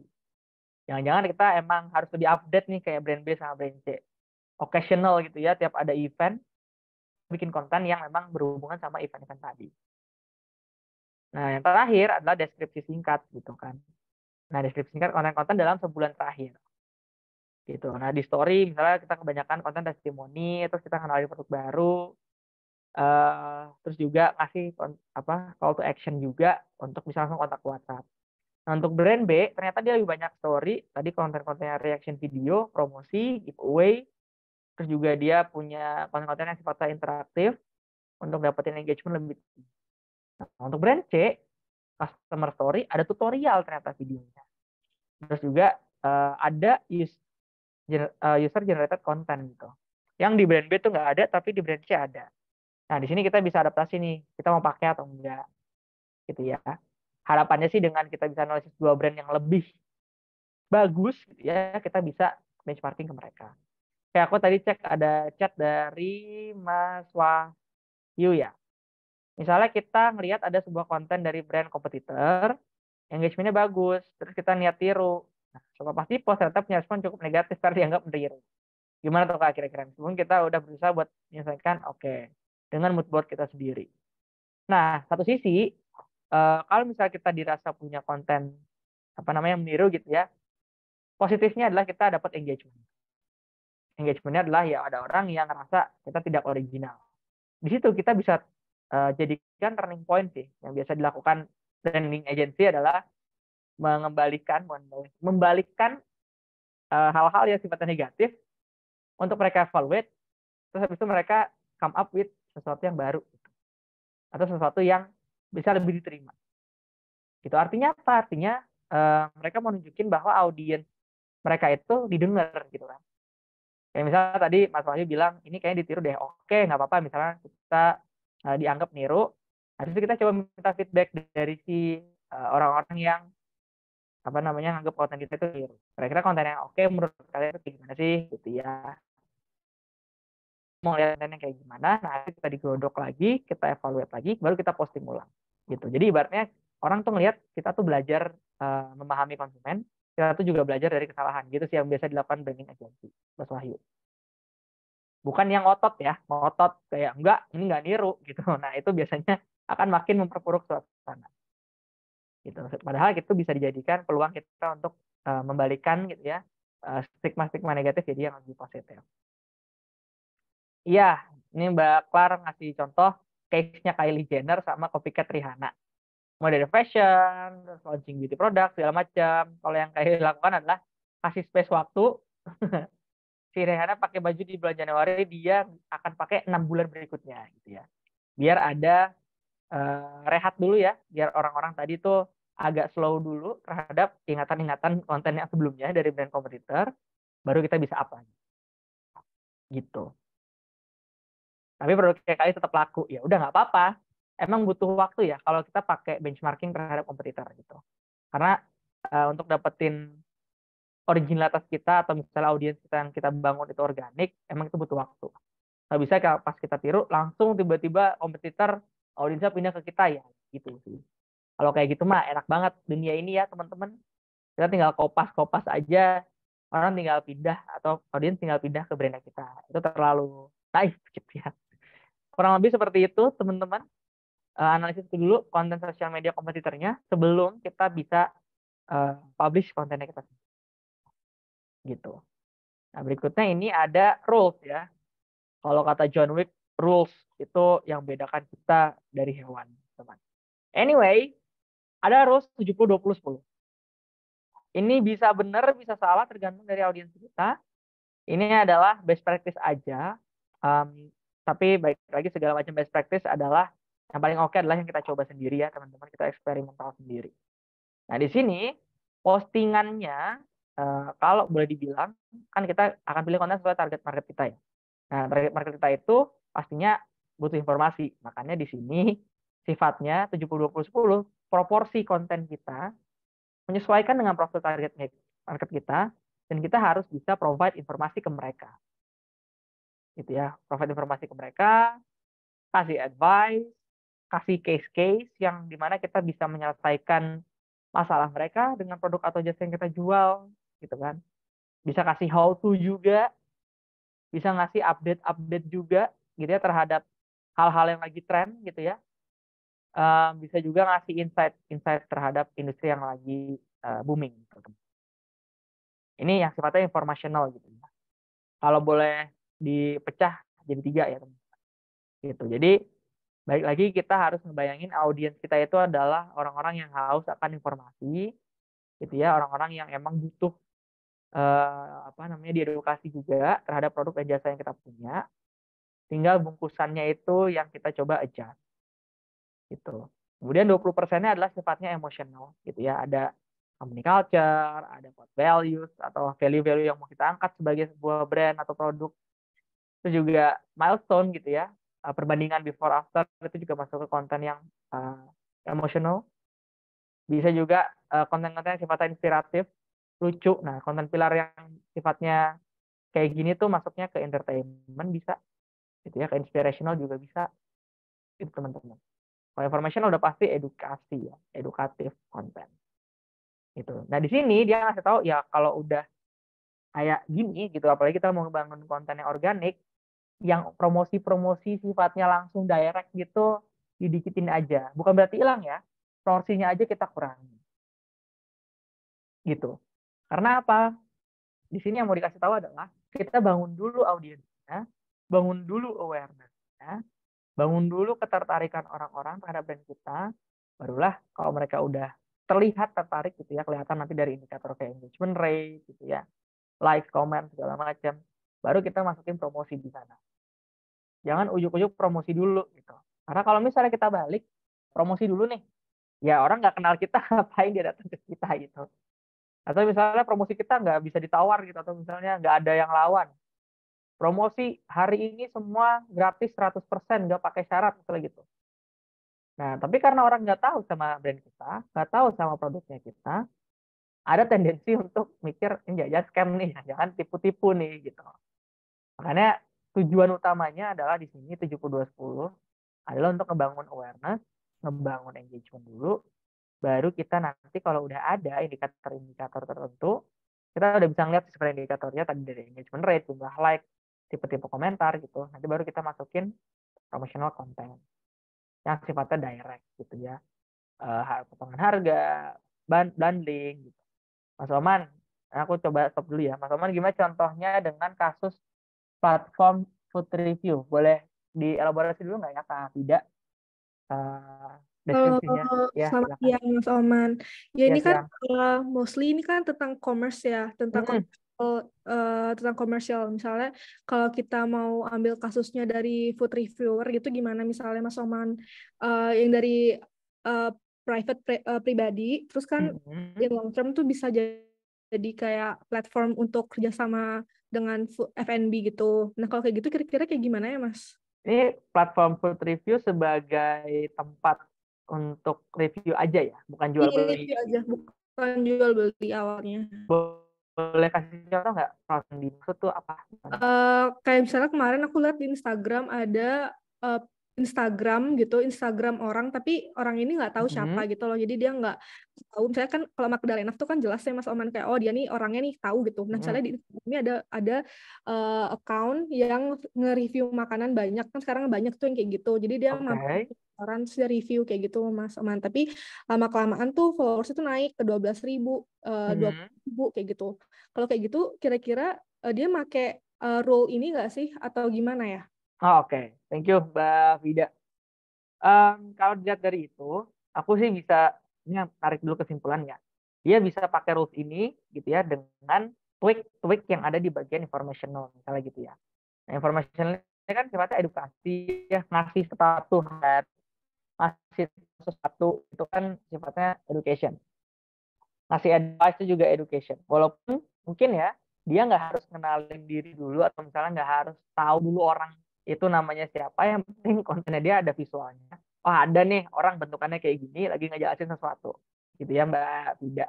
Kemudian lama-lama, balik lagi karena dia udah sering bikin konten yang sifatnya informational atau emosional gitu ya, orang-orang akan tahu nih, atau orang-orang akan mulai mencari tahu siapa sih dia gitu ya, siapa dia, kredibilitasnya dia seperti apa, terus juga dia sebenarnya oke nggak sih kalau misalnya ngejelasin tentang konten makanan segala macam. Dan pasti orang juga akan ngebandingin sih. Ini yang perlu kita perhatikan ya. Kan kita juga tadi ngebandingin ya brand, anggapnya gitu ya. Kalau tadi sifatnya adalah influencer, ya influencer itu adalah anggapannya brand atau produk gitu. Produk yang kemudian nggak akan berdiri sendiri, pasti ada pembandingnya gitu. Sehingga ketika orang-orang udah ngebanding-bandingin tadi gitu ya, menimbang-nimbang gitu kan, dengan konten-kontennya dia dibandingkan dengan konten produk atau KOL yang lain gitu Mbak Fida. Nah, di sini yang harus diperhatikan adalah orang ini gitu ya, sebagai sebuah produk atau sebagai sebuah jasa, itu harus punya sesuatu yang lebih stand out dibandingkan yang lain. Dan itu sifatnya pasti informational. Karena dia harus kasih tahu itu terus-terusan. Nah, tidak. Itu bisa jadi apa namanya gaya bicaranya. Ini contoh kalau misalnya kita ngomong KOL ya. Gaya bicaranya atau hal-hal yang dia review. Kalau makanan orang biasa nge-review bahan makanannya, mungkin ini orang nge-review lokasinya. Mungkin ini orang nge-review yang masak siapa. Mungkin orang ini nge-review alat masaknya. Jadi ngasih angle point of view yang beda. Tapi balik lagi sifatnya informational. Oke, ngerti. Thank you ya Mas Oman. Kebayang ya? Kebayang, mantap. Jago juga gue. Mantap. Thank you. Oke, thank you Kak Fida. Oke, teman-teman. Jadi ini langkah kerja rules ini cukup luas. Jangan ditelan penjelasan di depan aja, tapi kita juga bisa ngebedah sih. Kayak tadi, yang sifatnya informasional itu sesuatu yang dikasih tahu terus-terusan aja. Dan sesuatu yang sifatnya baru gitu ya, atau kita nggak boleh beranggapan kalau semua audiens itu udah tahu. Kita harus beranggapan masih ada audiens yang nggak tahu gitu. Karena aku dulu punya anggapan ngapain misalnya bikin konten, kayak semua konten kayak udah ada deh di sosial media gitu kan. Tapi ternyata yang aku lihat lagi, makin banyak sosial medianya, tipe-tipe platformnya. Kalau misalnya dulu nggak ada TikTok, sekarang TikTok gitu ya.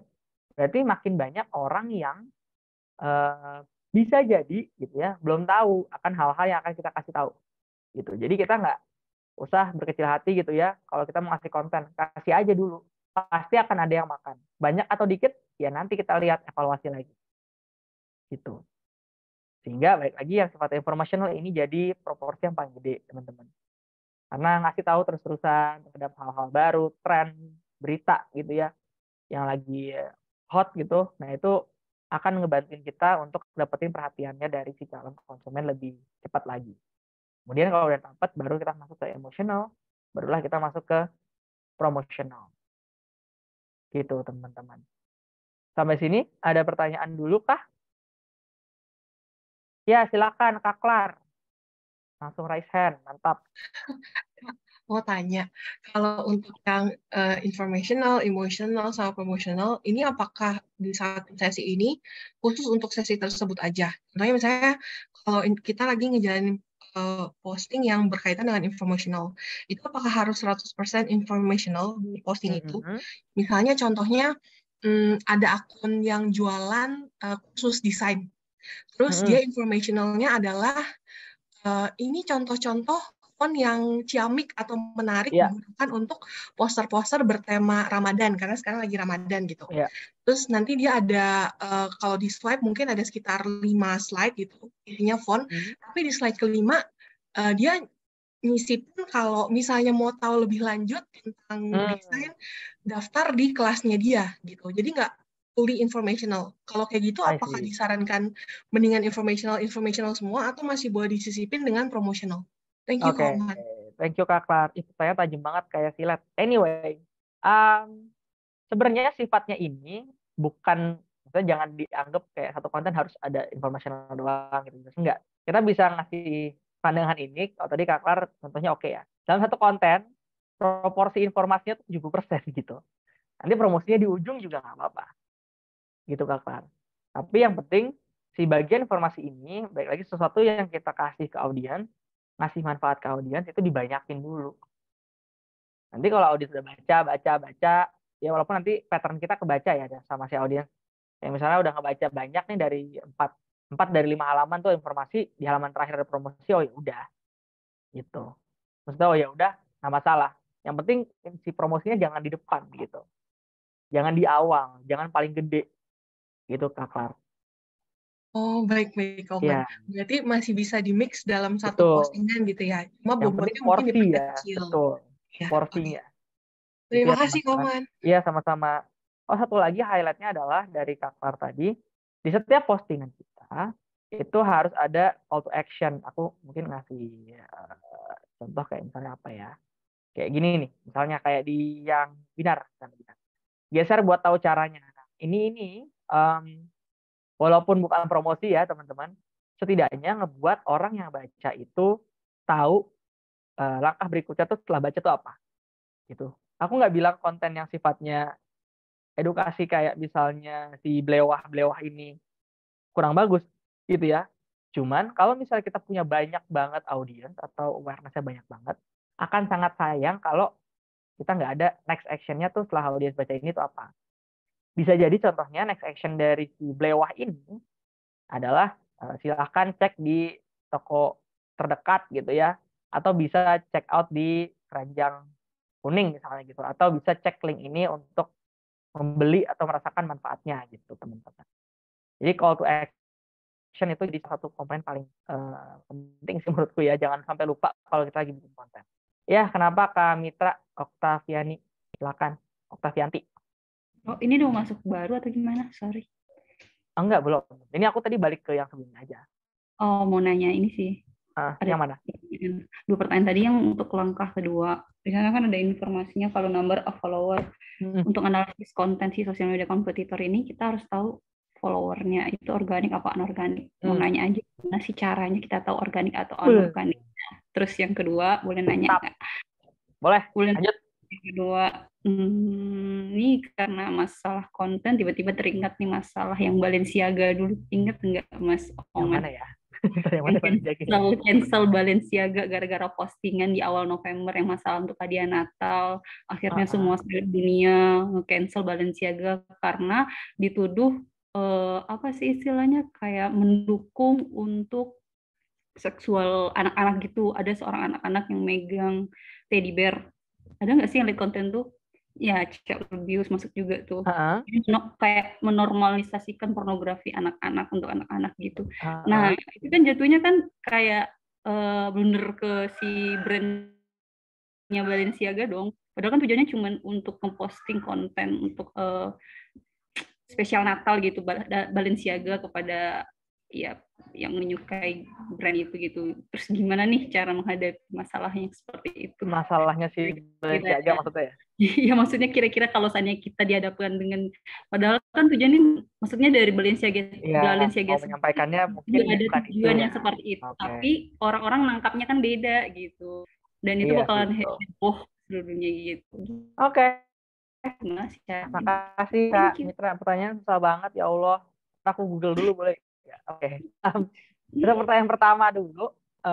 Ini mungkin cara yang bisa dilakukan untuk identifikasi apakah followernya itu organik atau anorganik ya. Kita bisa lihat dari engagement rate, dalam artian kita bandingin si jumlah follower ini. Terus kita coba, ini yang bisa aku lakukan ya. Mungkin banyak tools di luar sana yang pakai, walaupun nggak pernah ada yang klaim 100% akurat. Tapi ini cara manualnya gitu ya, biar tahu cara kerja toolsnya tuh kayak gini. Jadi ngebandingin jumlah follower dengan 10 konten terakhir, biasanya aku bandingin ke jumlah likes sama jumlah komennya. Gitu. Jadi misalnya jumlah followernya 128.000 gitu ya. Akan aku bilang cukup organik, itu di angka 2-5% rate ketika dibandingin jumlah rate-nya. Jumlah like, sorry. Jadi tinggal 124.000 kali 5%, jumlah like-nya berapa. Yang normal gitu ya, normal. Kalau misalnya terlalu tinggi juga bisa, ini lebih ke indikasi aja, bisa jadi ini bukan follower yang asli, bisa jadi beli likes gitu ya. Kalau terlalu rendah, ya balik lagi, jangan dia cuma beli follower doang. Range-nya biasanya segitu. Yang aku pakai patokannya. Jadi ngebandingin jumlah follower, dibandingin jumlah likes dulu. Habis itu aku bandingin sama jumlah komentar. Oh, gitu. berarti dari kontennya lihat like atau Iya, komen betul. gitu ya. Betul. Jadi emang kita jeli-jelian aja dan dilihat juga komentarnya itu bukan yang template. Kalau teman-teman tahu kan komentar bot-bot kita tahu ya. Yes. Ya kan? Ya, dari situ kita juga harus cek gitu. Nah, sebenarnya tools-tools yang ada di luar sana pun ngeceknya kayak gitu. Gitu. Tapi kalau mau cek manual kurang lebih cara kerjanya gitu. Itu yang pertama. Kak Mita. Yang kedua, tadi Balenciaga walaupun aku nggak punya brandnya sama sekali, aku juga mungkin nggak terlalu ngerti ya apa namanya kenapa itu bisa kejadian. Tapi yang bisa kita lakukan kalau itu nggak mau kejadian adalah kita riset lagi dulu nih. Balik lagi, tim riset itu harus kuat banget ya dalam artian dia harus tahu mana yang sensitif, mana yang enggak. Apalagi kalau dia udah levelnya internasional kayak Balenciaga ya. Dia harus tahu juga masing-masing culture di negara masing-masing. Kalau misalnya dia ngelihat konten yang kayak gini, jadi dia tuh kayak punya beberapa contoh dulu, abis itu dia coba testing sih sebenarnya. Mungkin testingnya bisa kayak ngambil random sampling untuk lihat sama orang awam. Kalau lo lihat konten kayak gini, kira-kira gimana? Gitu. Tanggapan lo kayak gimana? Sebelum itu dipublish buat umum. Gitu. Tapi kalau kita brand kecil, ada baiknya tidak menyentuh konten kayak gitu kalau kita tidak siap dengan konsekuensinya. Gitu aja. Kalau kita udah siap sama konsekuensinya, ya udah gas aja. Why not? Gitu. Toh yang penting viral gitu kan. Kalau teman-teman tahu kasusnya di Indo yang si John LBF itu, dia kan tipe kontennya informational gitu kan. Dia kayak punya law firm gitu kan. Dia yang dipamerin malah bukan kemampuan law firmnya, tapi inspirational content dia. Yang dulunya dia kayak gimana, sekarang dia kayak gimana, before afternya gitu kan. Padahal kalau misalnya dia nonjolin kapasitas law firmnya gitu ya, apa yang bisa law firm itu lakukan, jasanya gitu kan, portofolionya, mungkin itu lebih apa istilahnya ya, lebih aman gitu ya, ketimbang yang ditonjolin adalah dianya sendiri. Dan juga apalagi konten-konten di Indo kalau berhubungan sama keuangan gitu ya, atau pamer-pamer kayak gitu sangat sensitif ya teman-teman. Apalagi kalau dia benar-benar kita nggak tahu sebelumnya siapa gitu ya, terus tiba-tiba dia sekarang kok ramai banget gitu. Ketika benang merah itu nggak ketemu dari para netizen atau audiens kita, itu cenderung lebih tinggi resikonya sih untuk orang berasumsi. Kita kan mau minimalisir asumsi tadi. Gitu. Ting! Semoga kebayang ya, Kak Mitra. Gitu. Jadi kalau kita pengen nonjolin produk atau brand kita, ya udah ditonjolinnya adalah si produk atau brandnya itu gitu. Jangan hal yang terlalu melenceng jauh banget. Gitu. Ting! Semoga membantu ya. Thank you referensinya Kak. Nah itu juga. Ya thank you Kak. Tidak, similarweb.com bisa bantu kalau melihat traffic dan engagement. Itu juga bisa. Ya, Balenciaga emang kasusnya agak lain. Tapi baik lagi, kalau kita nggak siap dengan segala konsekuensinya terhadap konten yang sifatnya sensitif, ya kita coba hindari itu dulu aja. Gitu. Kalau ternyata tiba-tiba kita kan nggak ada niatan ya untuk dapetin negative feedback gitu kan. Tapi kalau tiba-tiba udah terlanjur, udah kejadian, memang paling bagus adalah kita say sorry gitu ya secara publik dan beneran tidak melakukan hal itu lagi gitu. Jadi next konten atau konten itu di take down, next kontennya dia harus tidak menyentuh hal-hal itu lagi, ranah-ranah itu lagi supaya kebangun kembali ya namanya trust terhadap brand atau produknya kita. Gitu. Apalagi gini sosial media ya, sosial media itu bukan sesuatu yang bisa kita prediksi sebenarnya.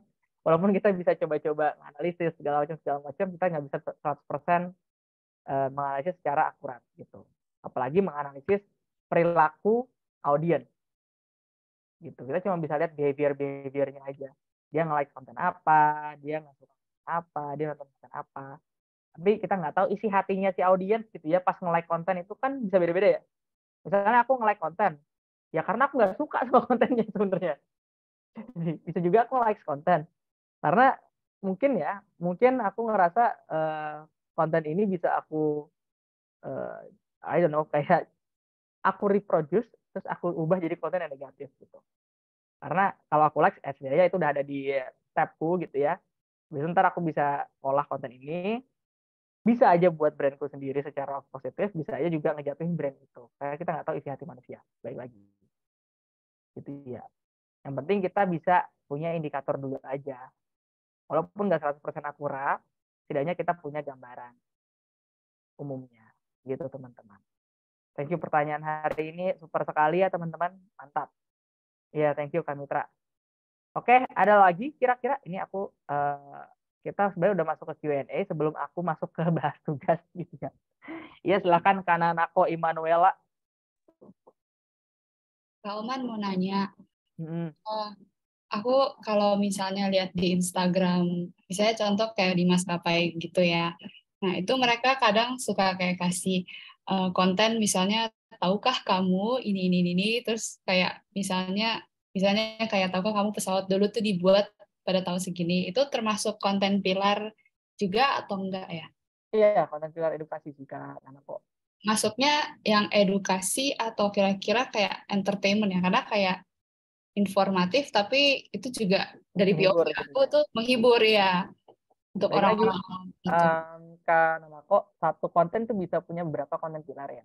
Jadi kalau menurut Kananako itu tadi mana ya, sifatnya itu education X entertainment itu nggak apa-apa gitu. Tapi yang penting intentionnya dia sebagai yang punya akun gitu ya. Mungkin intention awalnya adalah education gitu. Kalau orang merasa terhibur, that's another plus point. Gitu. Yang penting intention di awal kita clear, yang penting desain di awal kita clear. Ini konten pilarnya mau dibawa kemana, gitu. Kalau kita di awal nggak punya arahan sendiri, maksudnya tolak ukur yang kita mau sendiri, ya akan lebih liar lagi nanti asumsi dari audiens terhadap konten yang kita buat. Gitu. Ini konteksnya Balenciaga lagi ya. Aku yakin tim Balenciaga itu pasti profesional banget, pasti ya. Pasti pinter banget risetnya, pasti udah punya background profesional yang selaras dengan pekerjaan mereka. Cuman at the end of the day, baik lagi, kita nggak bisa ngatur isi hati manusia gitu ya. Kita nggak bisa berharap kalau semua udah kita rancang itu akan 100% sesuai keinginan kita. Tapi setidaknya si Balenciaga ini di awal tuh udah pasti punya arahan, udah pasti punya guidance kita terhadap konten yang post. Worst case itu kejadian yang nggak enak gitu ya, pasti mereka harusnya ya punya tim untuk bisa mitigasi dan untuk bisa resolusi dari masalah yang terjadi. Gitu sih harusnya ya. Toh sekarang aku maksudnya nggak ngelihat lagi si Balenciaga dengan keviralannya dia yang negatif itu lagi sih. Gitu. Itu teman-teman. Itu ya anak-anakku semoga cukup menjawab. Sama kain konten semuanya. Ingat dunia sekarang adalah konten. Itu kontennya benar konten. Gitu ya. Mau kontennya itu sesuai atau enggak konten. Ingat kontennya bagus adalah yang menggerak orang, calon audiens melakukan hal-hal yang kita mau. Semacam brainwashing tapi enggak yang langsung ke otaknya manusia itu. Gitu. Oke? Ada lagi sebelum aku masuk ke tugas teman-teman. Tugasnya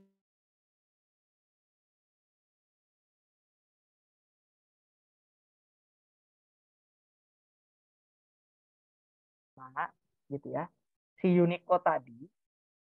Nah, nanti minta tolong dibikin overview bisnisnya. Nanti aku kasih contoh template-nya. Terus habis itu social media auditnya tadi yang ngebandingin antara satu brand sama brand lain, satu produk sama produk lain. Terus minta tolong dianalisis bagian konten pilarnya.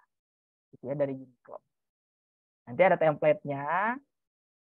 Bisa di copy juga template-nya. Terus nanti ada link Google Form juga ada di dalam template itu.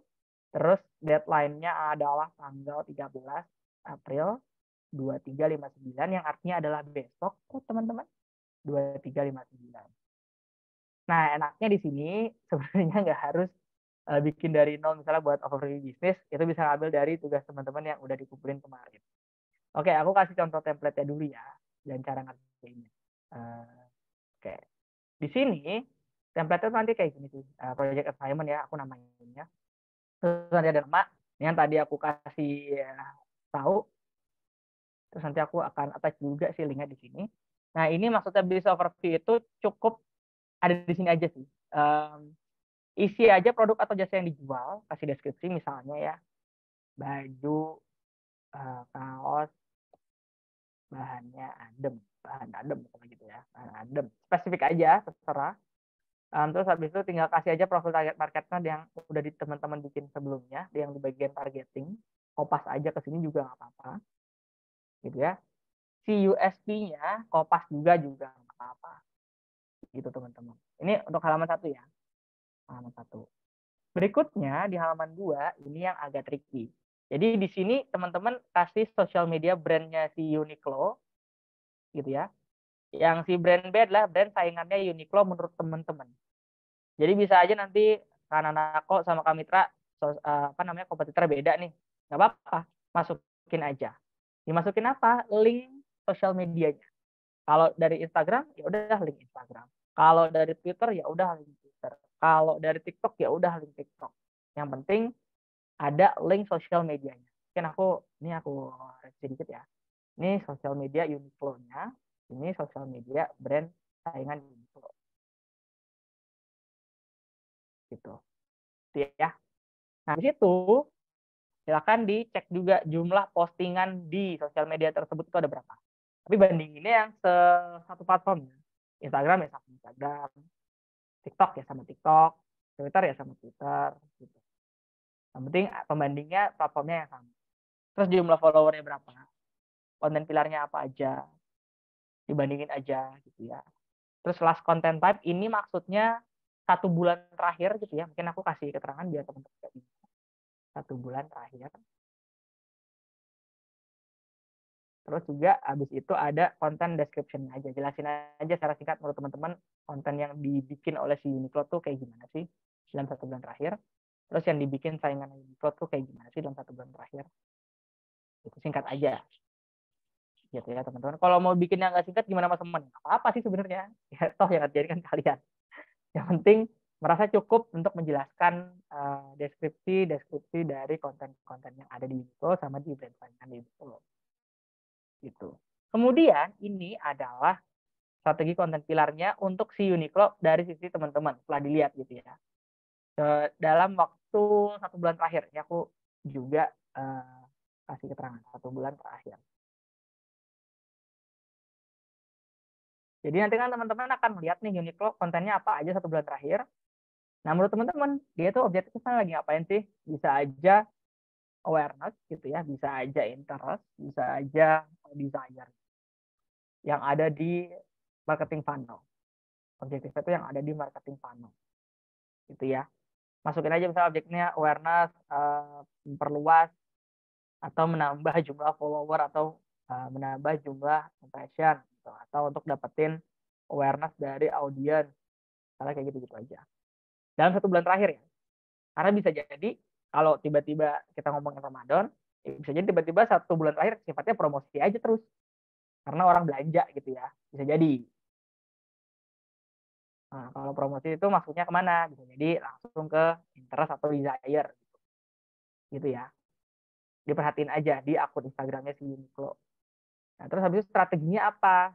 Silakan teman-teman tulis misalnya deskripsi strateginya memunculkan tipe baju koko kalau misalnya Ramadan misalnya gitu ya.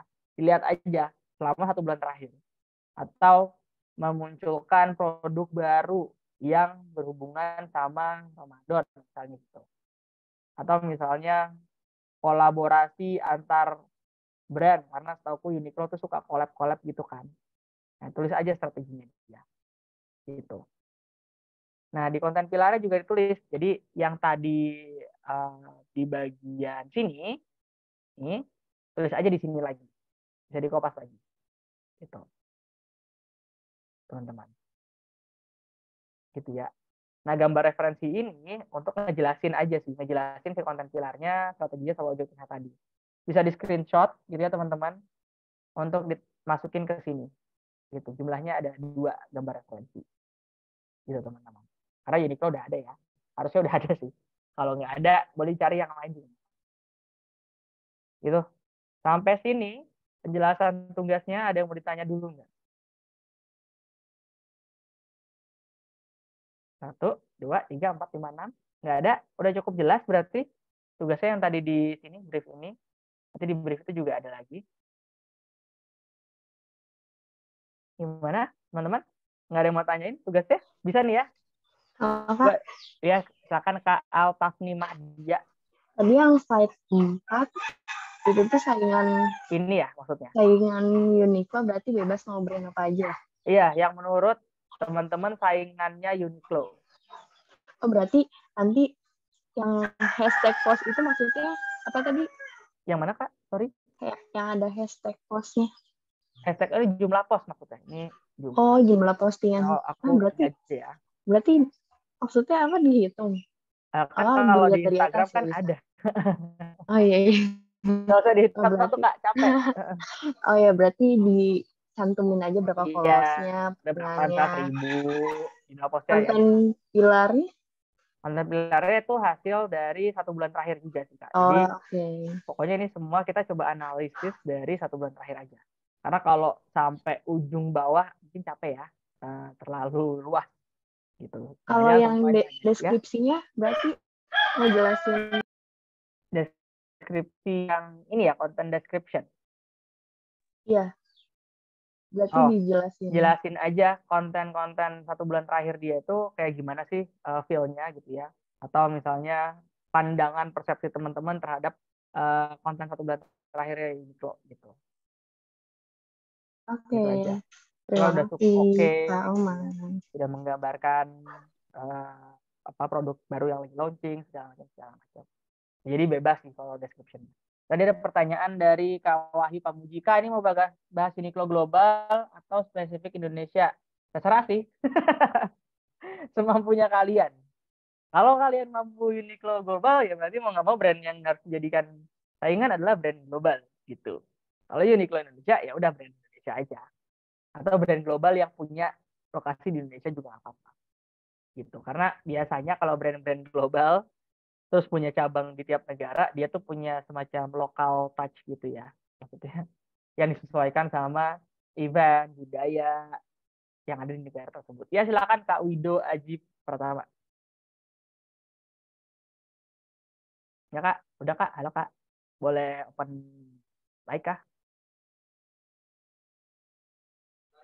Enggak Kak. Oh enggak. Kirain raise hand, oke. Iya. Oke Kak. Kalau nggak ada, oke aku coba cek dulu. Kak mau nanya yang konten pilar bagian gambar itu gimana ya Kak? Dikasih logo Uniqlo? Oh bukan. Ini dikasih gambar kontennya Uniqlo yang lagi dijelasin aja. Gambar konten Uniqlo lah ini aku ini aja. Referensi. Punya Uniqlo-nya gitu ya Kak. Jadi bukan gambar logo Uniqlo karena kalau logo Uniqlo udah ada di slide 2. Aku nggak perlu untuk dimasukin di situ. Gitu Kak. Iya, makasih Kak Alma Duna. Cukup clear kah penjelasan untuk tugas kali ini? Oh, yang ini nggak bisa dinego ya Kak, tanggal-tanggalnya teman-teman. Dari Kak Elda tanggalnya 13 April 2359. Ting. Ya Kak Elda ya, nggak bisa dinego untuk mundur ya Kak. Oke, dari sini ada lagi Kak, teman-teman? Yang masih bingung terhadap tugas atau penjelasanku hari ini, aman ya. Jadi kalau aman langsung bisa dikerjain malam ini ya teman-teman, habis sholat tarawih buat yang menjalankan, atau bahkan habis dari sesi ini. Kita langsung gaspol. Oke, aman? Boleh ketik aman dong, biar aku merasa yakin kalau teman-teman paham. Oke, aman. Di chat aman Kak, aman. Aman. Oke, aman insya Allah, makasih. Aman, oke. Kalau menurut teman-teman udah aman, berarti kita bisa lanjut ke sesi berikutnya, yaitu adalah post test dan feedback. Jadi teman-teman nggak cuman feedback aja, kalau teman-teman ingat di awal itu ada post test. Gitu ya. Ini aku kasih linknya di bawah. Post test dan feedback. Untuk sesi kita hari ini. Kok nggak bisa sih? Kok dia nggak keluar linknya sih, teman-teman? Ya, itulah jadi kopas di bawah situ. Post test dan feedback. Boleh tolong diisi ya. Pas tesnya bisa dikerjain nanti malam nggak Mas Oman? Bisa. Bisa banget, Kak Fida. Karena post testnya tuh pertanyaannya sama kayak pretest. Karena di sini aku ingin mengetahui apakah teman-teman sudah lebih mengerti dari sebelum kita mulai kelas, gitu ya. Buat yang mau ngisi sekarang, boleh aku tunggu. Ini berapa ya? Ya paling 5 menit lah ya kalau misalnya kita mau nungguin teman-teman di sini untuk post test dan feedback. Gitu. Sembari juga aku masih buka untuk tanya jawab ya teman-temanku semuanya di sini, terutama buat strategi konten pilar ini. Gitu ya. Udah bisa diakses kah linknya? Ada yang udah bisa, boleh ketik bisa di kolom chat buat yang udah bisa akses. Bisa. Oke, thank you Karinaldi. Thank you. Ya, silakan teman-teman diisi dulu. Ini aku sembari lihat, jadi aku dapat ini namanya presensi. Dan di sini ada assignment teman-teman. Ini ada totalnya 66. Dibagi jadi 2 assignment. Jadi asumsinya ada 33 yang sudah mengerjakan. Buat yang belum mengerjakan, ya harapannya bisa dikerjain ya buat yang project assignment. Biar bisa masuk ke nilai. Gitu ya teman-teman semuanya. Dan bisa masuk ke sertifikat nanti kalau ada sertifikatnya. Oke. Silakan diisi dulu teman-teman semuanya. Wah, ya Allah.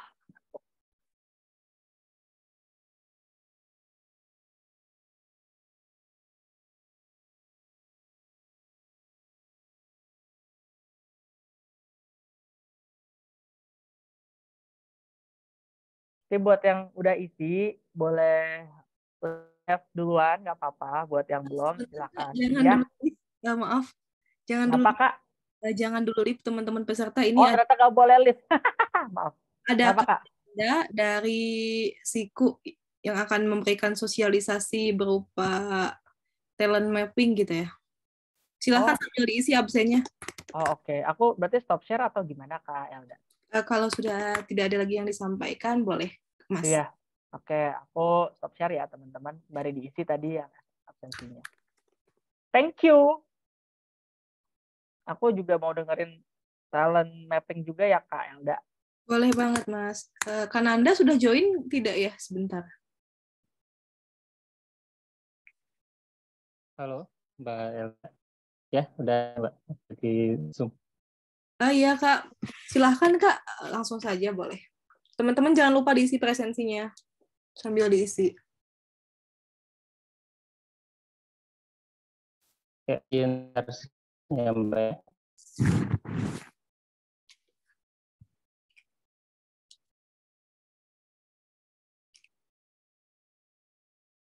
Oke, sudah terlihat ya. Pertama, selamat sore semuanya. Assalamualaikum warahmatullahi wabarakatuh. Selamat menunaikan ibadah puasa bagi kawan-kawan semua yang menjalankan. Perkenalkan, Mbak Elda dan Mas Oman ya. Saya Nanda dari Siku. Apa sih Siku itu? Oke, kita share dulu. Oke.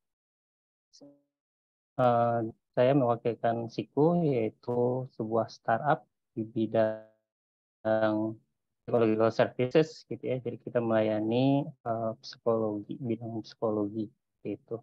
Nah, di sini kita bekerjasama dengan Talent Hub untuk mengadakan sebuah talent mapping, salah satu produk yang kami miliki, yaitu adalah Fast Talent Mapping. Nah, apa sih talent mapping itu? Talent mapping itu sendiri adalah jadi simpelnya kita memapping gitu ya talent yang kita miliki atau individu yang kita miliki. Tujuannya apa? Tujuannya agar mix and match dengan kebutuhan perusahaan ataupun organisasi di tempat teman-teman berkarir ataupun mengabdi seperti itu ya. Sederhananya kayak gitu.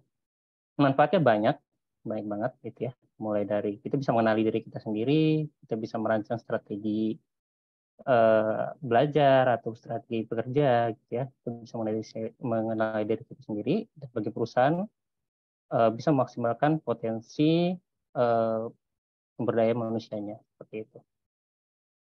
Nah, ini untuk tampilan Siku ya, nanti di apps-nya bisa di-download.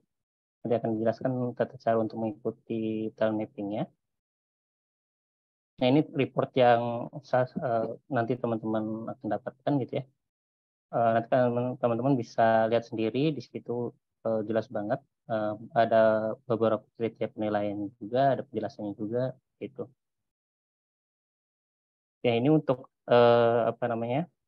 tata cara bagaimana sih, gimana caranya kita bisa mengikuti talent mapping yang diadakan oleh Talent Hub dan bekerjasama dengan SIKO. Pertama, teman-teman bisa download aplikasinya di App Store ya, untuk Android dan iOS tersedia gitu. Cari aja SIKO gitu ya, nanti dengan logonya itu agak warnanya seperti ini ya, coral pink gitu. Lalu teman-teman seperti biasa isikan data diri, ikut aja guide-nya gitu ya yang nanti di aplikasinya. Nah, kemudian bagaimana caranya untuk mengikuti tes talent mapping-nya gitu. Tes talent mapping-nya sendiri itu nanti ada invitation code-nya. Jadi teman-teman itu nggak bisa mengikutinya secara download terus ikut talent mapping gitu ya. Jadi harus ada namanya invitation code. Jadi itu semacam untuk akses tesnya itu ya. Nanti di share invitation code-nya gitu di talent mapping, atau nanti saya juga share di bagian kolom chat Zoom gitu ya. Lalu kemudian ada setelah masukkan invitation code-nya, teman-teman bisa langsung melakukan tesnya. Nah, tesnya sendiri itu real time. Nanti bisa, jadi teman-teman ketika ada selesai melakukan tesnya bisa langsung melihat hasilnya. Dan juga di dalam tesnya itu ada beberapa subtes. Dan di sini teman-teman fleksibel gitu ya. Jadi di antara subtes itu teman-teman bisa kayak gitu. Dan jangan lupa untuk mengosongkan memori karena beberapa kendala nggak bisa download karena ternyata memori handphonenya tidak mencukupi seperti itu.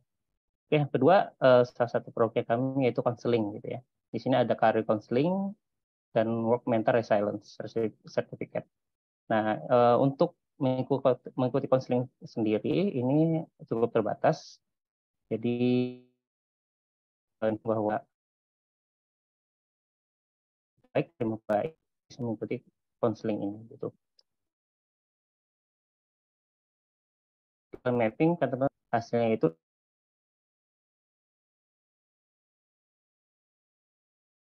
teman-teman di sekolah ini ada career counseling ataupun work mental challenge certificate. Untuk yang work mental challenge certificate ini itu sertifikat ketahanan mental seperti itu. Nah, ini untuk apps peduli yang kami miliki, nanti untuk teman-teman bisa melakukan counseling gitu ya untuk orang-orang yang peserta yang terpilih. Nah, untuk melakukan counselingnya, teman-teman juga harus install lagi aplikasinya itu Peduli. Saat ini hanya tersedia di Play Store gitu ya. Lalu isikan data diri seperti biasa, nanti juga ada invitation code-nya juga. Lalu nanti teman-teman pilih jadwal konselingnya gitu dengan pihak konselornya. Lalu melakukan konseling seperti biasa. Udah, itu aja kalau dari saya penjelasan untuk nanti talent mapping. Diharapkan nanti teman-teman bisa mengikutinya dengan baik gitu ya dan serius karena memang talent mapping ini dimaksudkan untuk evaluasi diri dan juga untuk melihat kemana sih minat dan bakat kita sebenarnya. Itu aja sih dari saya, Mbak Elda. Terima kasih. Apakah ada pertanyaan? Oh iya Mas, mau make sure sih Mas, ini yang berhak mengikuti talent mapping kan kalau tidak salah hanya 10 peserta ya Mas ya, yang dipilih. Kalau sepemahaman saya Mbak ya, nanti kan bisa ngikutin semua tuh ya, tapi yang terpilih itu hanya untuk konselingnya sih ini ya Pak, kalau konseling kan hanya hanya 50 orang ya. Mungkin nanti saya juga konfirmasi lagi dengan tim kita apakah hanya 10 ataupun bisa semuanya gitu. Saya sih di Vivo sih bisa ngikutin semuanya, cuma nanti diseleksi 40. Atau mungkin dari pihak Talent Hub-nya ada kriteria masing-masing gitu ya, Mbak. Oh ya, semalam katanya rapat ya sama Kak Yunita. Kalau tidak salah katanya nanti yang berhak menerima sertifikat hasil talent mapping itu kan hanya 10 peserta terbaik gitu ya, Mas. Tapi ini talent mappingnya bisa diikutin oleh semuanya atau gimana, Mas? Mau make sure aja sih, Mas, biar nggak miskom. Ya, kalau sertifikat sih kayaknya ini Mbak ya, hanya terpilih mungkin ya yang resilience tadi ya. Itu mungkin yang maksudnya Mbak Yunita gitu. Untuk talent mapping sih bisa semua sebagai, atau nanti saya make sure juga sih ke Mbak Yul gimana nanti teknisnya. Oke, Mas. Sama ini, Mas, waktu pelaksanaannya talent mappingnya kapan nih, Mas? Setelah mendownload sih bisa langsung di ini sih Mbak, langsung bisa dikerjakan gitu ya. Nanti udah dikasih kan Mbak ya untuk invitation code-nya ya? Belum deh, Mas. Belum ya. Jadi gimana sih cara ngerjainnya itu, nanti bisa langsung download aja aplikasinya. Nanti saya share juga ini invitation code-nya.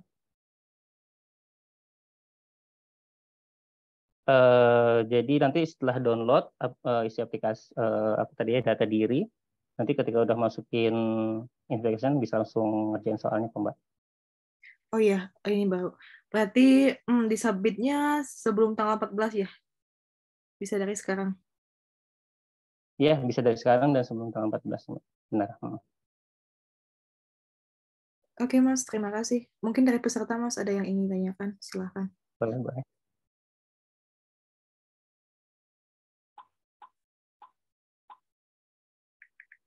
Tadi ada yang mengacungkan tangan, kalau nggak salah.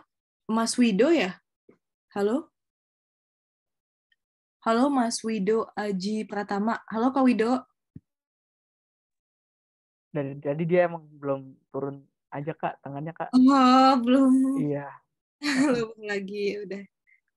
Teman-teman gimana? Ada yang mau ditanyakan nggak untuk siku ini? Ayo teman-teman, silakan. Kak.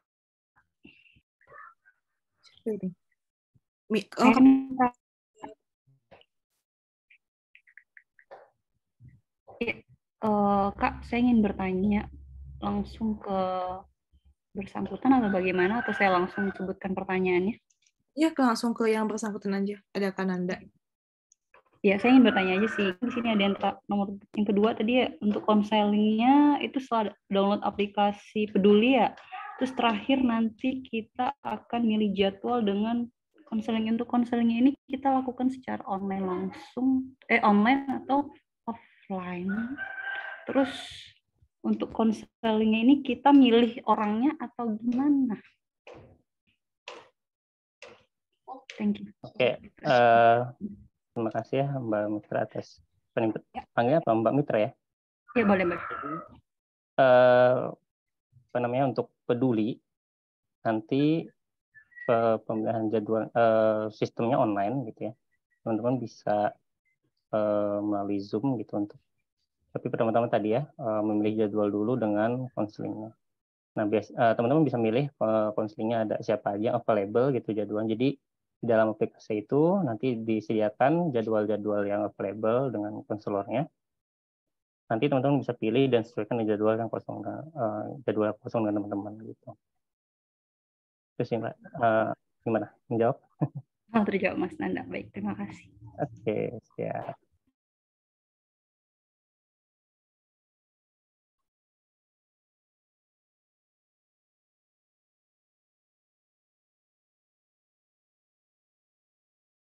Oh ya, tambahan Mbak Elda, jadi emang talent mapping itu semuanya ya. Tapi kalau untuk yang konsultasi itu baru nanti dipilih dari 50 terbaik Mbak, untuk mengikuti konselingnya gitu. Oke Mas, kalau begitu.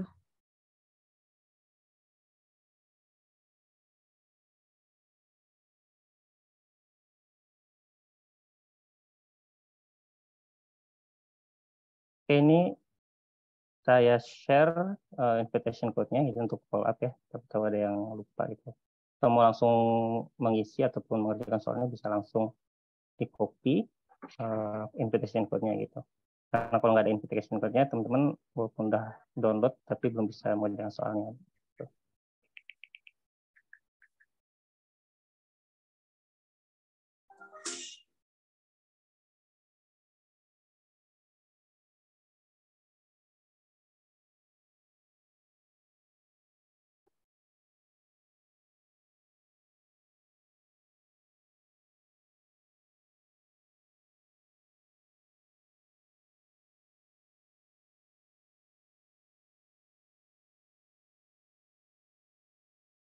Oke, punten Mbak, menambahkan juga, jadi emang talent mapping ini untuk melengkapi ini ya, sesi kelas, dan nanti akan ada penambahan nilai juga untuk peserta terbaik yang mendapatkan pre-counseling yang tadi dan sertifikat. Jadi yang tadi Mbak Elda bilang tadi, emang kalau misalkan mau dapat free counseling atau dan juga sertifikat work-life balance tadi gitu ya, itu harus mengikuti talent mapping gitu. Nah, nanti untuk hasil talent mapping dan sertifikat mentor resiliensi ini nanti bisa dijadikan pendamping ijazah gitu ya, untuk nanti teman-teman lulus gitu ya, ataupun nanti bisa ditampilkan untuk apa namanya, pelamaran kerja gitu, Mbak. Oke, Mas, terima kasih informasinya. Silakan ya, berarti teman-teman semua ini harap mengikuti talent mapping-nya yang udah aku share di grup ini ya, panduannya.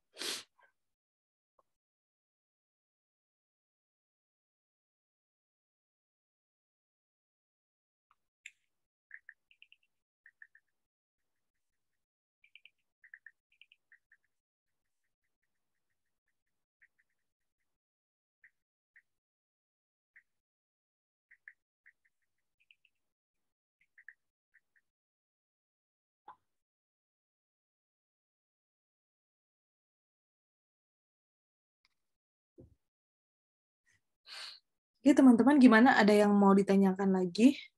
Atau dari Kananda ada yang perlu disampaikan lagi? Mungkin ini ada yang nanya ini kayak di kolom chat ya, untuk fill in data talent mapping-nya bisa nanti malam. Izin jawab juga, jadi talent mapping-nya itu fleksibel. Yang penting teman-teman itu maksimal sebelum tanggal 14 gitu ya, untuk submit sampai di akhir tesnya. Karena apa? Tesnya itu nanti ada beberapa subtes, nanti setiap tes itu ada waktunya, tapi di antara subtes itu teman-teman bisa pause gitu ya. Tapi walaupun teman-teman pause, itu datanya sudah tersimpan. Jadi misalkan teman-teman malam hanya mengerjakan satu subtes, nanti paginya ingin mengerjakan subtes yang lain juga bisa gitu ya. Karena kalau satu rangkaian tes itu bisa lumayan cukup memakan waktu juga sih, kayak gitu.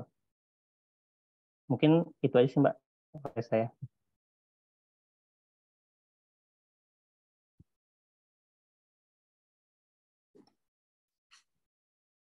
Oke, Mas, kalau sudah cukup dan tidak ada lagi pertanyaan, mungkin bisa diakhiri. Dari Mas Oman cukup, Mas? Dari aku cukup, teman-teman. Thank you ya. Tolong dikerjain tugasnya, deadline-nya besok. Oke. Oke, aku mau ngucapin terima kasih banyak untuk Mas Roman, khususnya yang selalu hadir tepat waktu mengisi kelas strategi marketing di e-commerce dan sosial media ini. Juga kepada teman-teman semua, gak kerasa udah ada di penghujung talent class batch 7 ini. Dan insya Allah talent class akan kembali hadir di batch-batch selanjutnya. Jadi buat teman-teman yang kemarin juga sempat PC, Kak aku bisa ikut 2 kelas nggak nih? Bisa ikut 3 kelas nggak nih? Nah nanti mungkin yang ingin kelas selanjutnya nantikan di talent class batch selanjutnya. Baik teman-teman semua, sekali lagi terima kasih. Semoga ilmu yang didapatkan oleh teman-teman semua di talent class batch 7 ini senantiasa bermanfaat, dan ini teman-teman bisa jadi wirausahawan, wirausahawati yang handal-handal nih, wirausaha muda yang unggul di bidang digital marketingnya. Makasih banyak sekali lagi teman-teman. Kak Nanda juga terima kasih atas informasinya, atas waktunya. Saya Elda Dwi Pratiwi, mohon maaf apabila selama mengikuti atau mendampingi serta membersamai teman-teman semua di Talent Class Batch 7 ini masih banyak kekurangan, banyak kealfaan, mohon dimaafkan. Salam sukses, salam sejahtera untuk kita semua. Wassalamualaikum warahmatullahi wabarakatuh. Waalaikumsalam warahmatullahi wabarakatuh. Thank you ya semuanya. See you when I see you guys. Bye-bye.